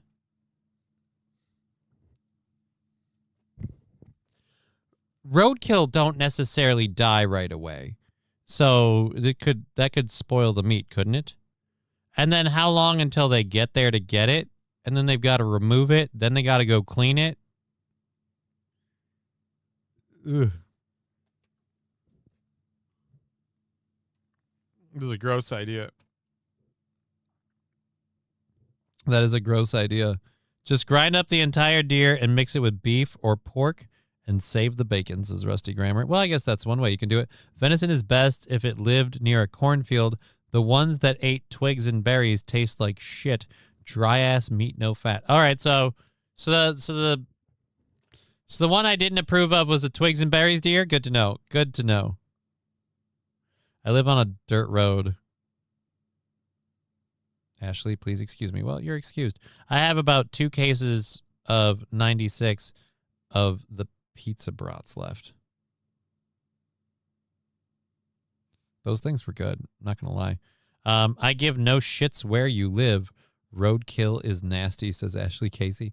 Yeah, it's, I'm not worried about there being like asphalt in the meat. I'm saying it's got to be gross, right? It's got to be gross. I don't want to do it. I think it'd be disgusting.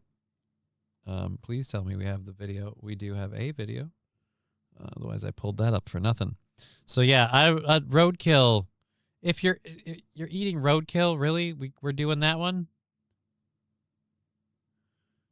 Where is the video we're looking for? None of these.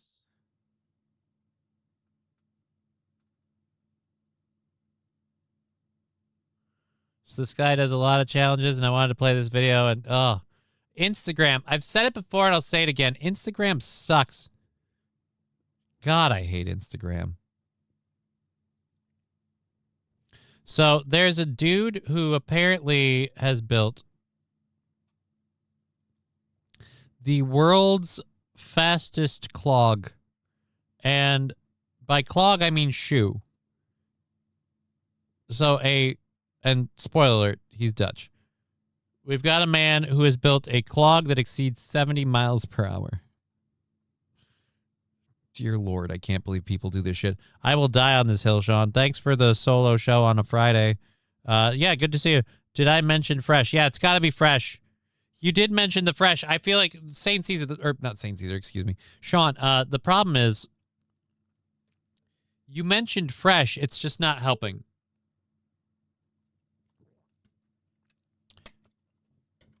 Like, I feel like Ashley and myself feel like even if you were standing on the road next to a deer and that deer stepped out in front of a truck and then you immediately picked up that deer carcass and took it home and processed it, it's still, no, that's okay. That's okay. Eating fresh shit rather than day-old shit, it still tastes like shit. We don't know that, but it could. Depends on the roadkill and where the meat you're getting it out of. And I am uncomfortable with how many people in my chat are like pro roadkill eating. Like, I made jokes when I worked at Walmart where I used to be like, Roadkill Cafe, you kill them, we grill them. But that was like a joke. It's not supposed to be real. Bruised meat is bad, right? It was creamed by a semi. It wasn't creamed by a semi. I didn't say a semi. I said a truck. I said a truck, not a semi. Slipknot, spelled interestingly, following the channel. Thank you for following the channel over on Twitch. We have about 20 minutes or so left in the show. We're kind of coming to a close, talking about weird random things. Right now, I'm finding out how many people in my audience are very comfortable with eating roadkill, which is absolutely disgusting. And then we're going to be wrapping up the show. We had a fun hype train earlier, and Lab Glass has made my butt pucker a bunch of times. So, you know, hang out, enjoy the show, and, you know, maybe someone will throw you a sub or something later. Kentucky Road is the best. Their asphalt adds a nice, robust seasoning. See, right, I got to get it from, I only get my roadkill from I-95. Everything else is a bit gamey. I-95 goes with garlic and onion that they use in the concrete and the asphalt. So it's pre-seasoned.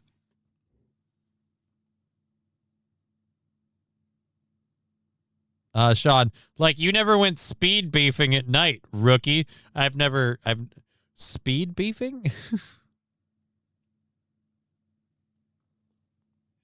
What is speed beefing?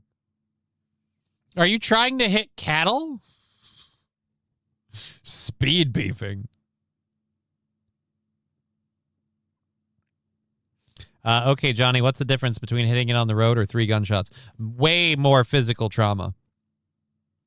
Way, way more physical trauma. And the death might take substantially longer, which could affect things. So again, that's the difference. The 3 shots are going to bruise or hurt or hit in those areas. But, like, if the car hits the deer the right way and it rolls along the front quarter panel,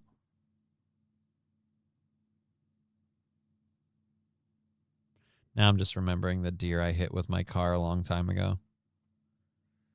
I still feel bad about that. I know I live in Minnesota and people are like, you shouldn't feel bad about hitting deer. I feel bad. I feel bad that I hit a deer. I feel bad that I hit a deer in fucking fall at prime deer fucking around time and in the middle of the night with my little tiny car. Probably killed the fucker. Leaving dead deer make more snapping turtles, says Sean. Can't you just eat the snapping turtles?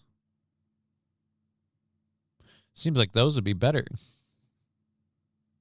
Did the snapping turtles eat the deer? They survive off of the deer meat? I didn't realize they were carnivores. They just crawl in and start eating? All right. You'd think like wolves and shit would go after the deer carcass before the snapping turtles. I fish at night like a proper redneck, says Ashley Casey. I've never fished in the dark. I've gone fishing multiple times. Never fished in the dark. Snapper meat is good. I've heard turtle is good. Dead deer equals coyote. Yeah, so I feel like coyote's going to solve that problem. I knew a fish hatchery who hung dead deer over fish. Why? To season the fish with deer blood? Were they marinating the fish in deer blood?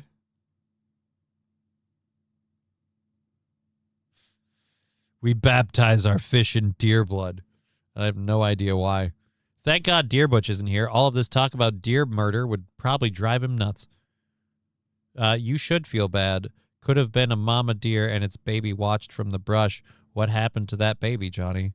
Did you get and check or just drive away with that baby calling out to the mama?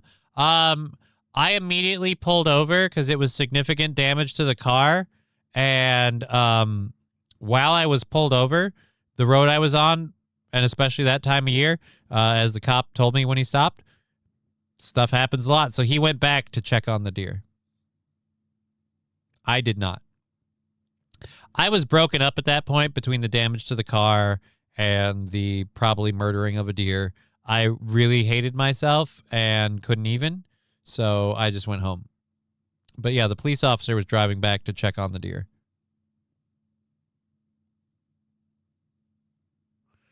So you and me going fishing in the dark. Yeah, I don't think so.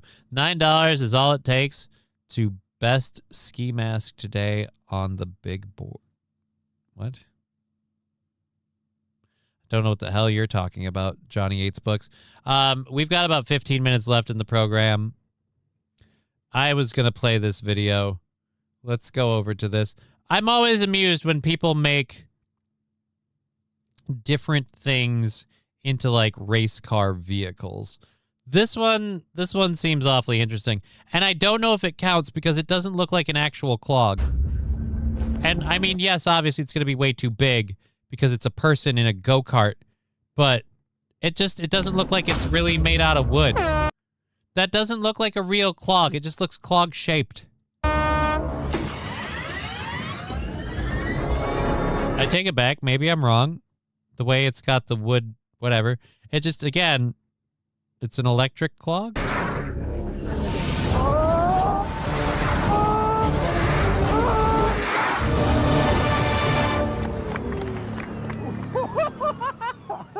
I wish you the very best of luck, class. So, this is his run for a Guinness World Record? Did he get a record? Yeah, world record. In England, or wherever. But again, so it's shaped like a clog. Shoe leather Express. Clogs are supposed to be wood, if I remember correctly. So the body of that car should be wood. The body of that car should be wood. A Dutch TV host drove a clog-shaped vehicle at the high speed of 70 miles per hour to break a Guinness World Record for a motorized shoe. Klaas van Kruistum and the team behind his TV series, Klaas Can Do Everything, decided they wanted to create a record-breaking vehicle, so they reached out to British man Kevin Nix, who set the record for the fastest motorized garden shed in 2025. I might want to see that one. The team decided to use a Dutch wooden clog as their inspiration. They used the frame and an electric go-kart as the base for their motorized shoe. The completed vehicle was shoe-shaped shell made from polyester and fiberglass. That's not wood. No dice. It needs to be... Cool. I'm great. I really don't care, Johnny. You seem very interested in Dabbleverse stuff. We don't give a shit. So, if that's what you're here for, like, just so you know, none of us care. Nobody cares. Lying on your back soon, counting the stars where the bluegrass... Now, Matthew Q is just stuck. See, he's just stuck in frickin' lyrics. So, 3 gunshots and runs for 4 miles. You don't want coyotes? Butchie definitely has had roadkill. I haven't. I don't think you want coyotes either. So you don't want dead deer necessarily, but coyotes exist already. So if the carcass is going to serve that purpose, then albeit they don't have to kill a deer now.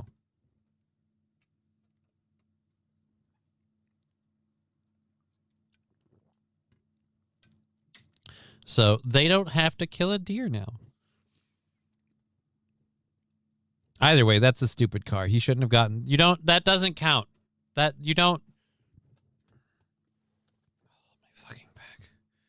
doesn't count, man. You don't get that medal for that vehicle. It's not okay.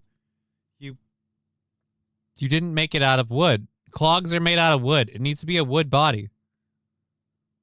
It needs to be a wooden body. Otherwise, we're not doing this shit. Ugh.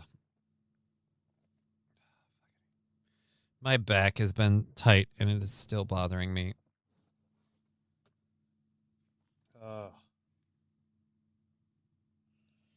10 more minutes. That's all we got to do. I'm sick of coyotes. I have been trapped with them for 3 freaking years and can't get the population down enough, says Mr. Q. I'm sorry you have to put up with that. Finding a transvestite is like thinking you're getting a Ferrari, then actually you're getting an 84 Fiero kit car. That is a funny joke, but I like the Fiero. Like, joke funny, yes, joke funny, but like, let's be honest, 84 Fiero, let's go look up an 84 Fiero. 84 uh-oh. 84 Fiero. Ooh, 84 Fiero GT. Images. Look, is it absolutely not the hot rod it poses itself off as? Yes, but it's a light car. It's an air-cooled engine. Holy Jesus. Somebody really freaking put it out on this one. With a supercharged V8? Hey, y'all. Up here at the Grand Rod Run 2012. Just out Wednesday night doing a little cruising, seeing what I can see. And I found an 84 Fiero. That. I love the color, too. What color is that? Car first. League, or are you only driving? Yes, it is. Yeah, cool. Well, man, alive. It's a street car first. Yeah, yeah. How cool is that? I love the color, too. What color is that? Home Depot orange, I think. Tony Stewart orange? Yeah, they stole some paper Tony. He put a supercharged V8 in a Fiero. Up 420. Can't forget that.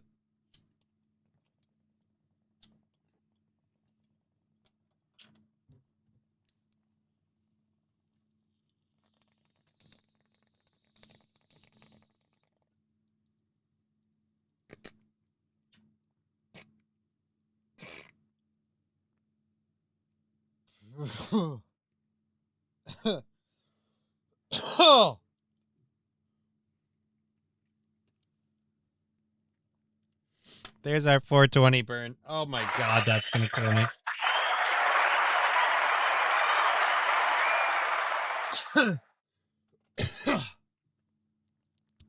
Happy 420. Yes, it's called Burnt Autumn. That's the color according to my girlfriend. I heard of this was sun-kissed orange when it was on a Datsun 240Z. But it might have been a little darker. I always knew Johnny liked it when he gets surprise penis. Where did you pull that out of, Brian? And for the answer to that, no. No, he doesn't. No, he doesn't.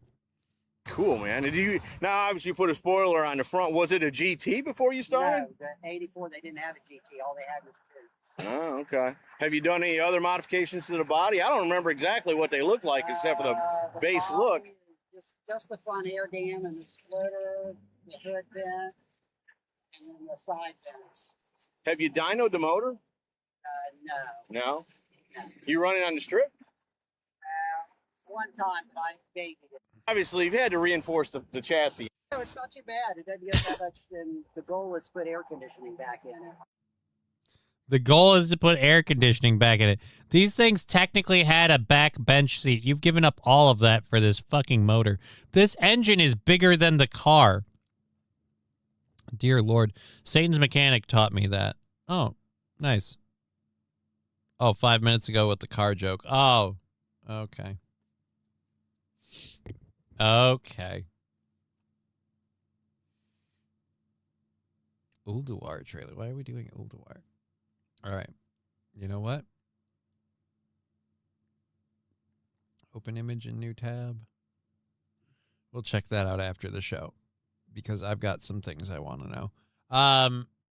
But yeah, so dude, dear Lord, that the car is impressive. All right, so I don't even know how we got into the car. I got one last story we'll cover. A New Jersey transit crew recovered a wedding ring after it was dropped in a New Jersey public toilet. A public toilet.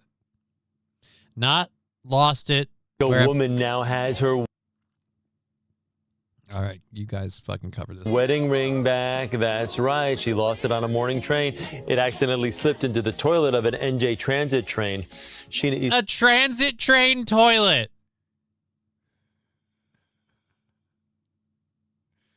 Yeah. That's what insurance is for. Dear Lord. A transit train toilet. Was not there for this, but Julie Angelicola says she used the restroom on that train last month, returned to her seat, then realized the ring was missing. And so you shit on it yourself too. Look, you can still see some fecal matter just clinging to the inside of this buddy. Is that tarnished or is that just literally poop? Ryan Derlama, she has got all the HEPs. Yep. A, B, C, D. I didn't even know there was a HEP Q, but you do because you have it now that you bought that ring back. NJ Transit team dug it up and then returned it to her yesterday.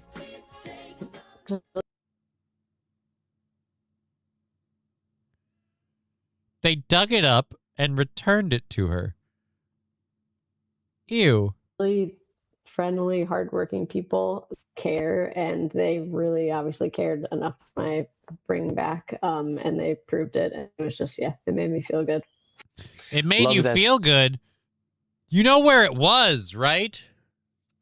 Getting it returned might make you feel good, but it should come with a stain.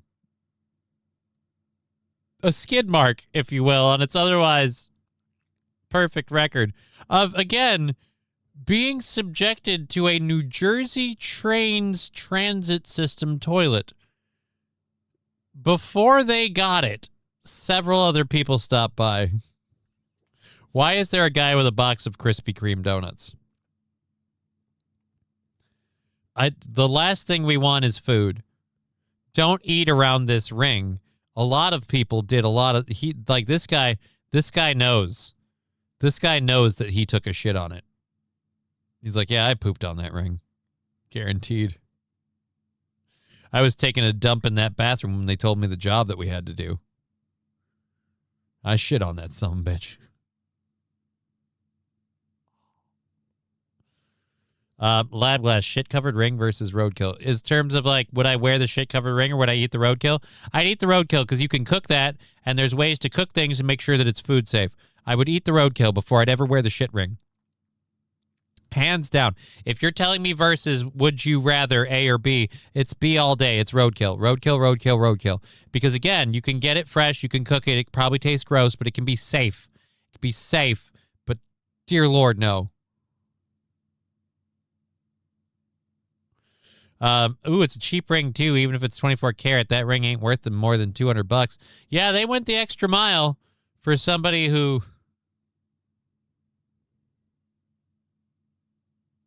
I'd suffocate that ring in sonicate that ring in so much bleach. Pure bleach. Even then, like, I'm never going to trust it. I'm not going to be able to look at that ring without thinking about where it's been. The unique and wonderful journey that it had. And the logs it met along the way. She's so happy. I don't want to... Dude, I don't want to shit on her, but to the point where we say they dug it up. NJ Transit thanks their dedicated group of mechanics who went well above and beyond. And again, it literally looks like it's dirty right there. I'm sure it's like a reflection or something. That looks like it's dirty. Oh no. And it's engraved. So you got to like do special cleaning to get all the poop out of the engraved parts. Angelicola says the ring was an antique and she is forever grateful. And oh, it's not her wedding ring. It was an antique. So it was like grandma's wedding ring. So it's been in the family for a while and you flushed it down the toilet. I'm back on Twitch. Yay. Hey, welcome back on Twitch, Sandy. You can see by that smile on her face, she is one happy woman. Oh. Gam Gam's wedding band fucking went for a ride.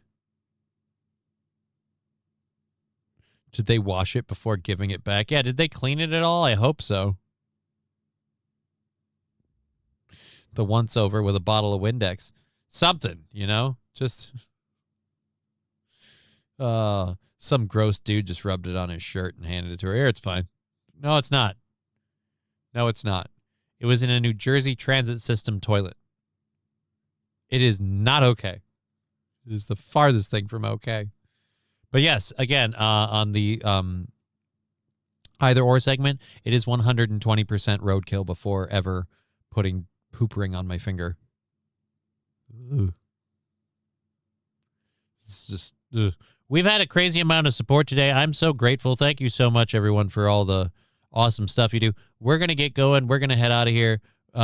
Stay safe over the weekend. Whether it's flooding, storms, drought, fires, or just fucking heat. Just try and stay safe, stay healthy. We'll see all you guys again on Monday. We'll be back with our lovely Lady of Canada Digger and all that other fun stuff. But we're going to mosey on out of here. We've been Johnny. You've been an audience. A privilege and a pleasure as always. Have a lovely weekend. And again, stay safe. Just drop that ring in Johnny's exotic ultrasonic cleaner. I don't know. I don't have an ultrasonic cleaner. I just keep thinking that the Lord of the Poop Ring, one dump to rule them all. Dude, no, one dump and you got through them all. It's still gross. And diarrhea shits and just horrible poo stuff that's just everywhere. And it's just, why? Why would you do it? Everyone is already complaining. Hop in the chat, give us a shout. Wait till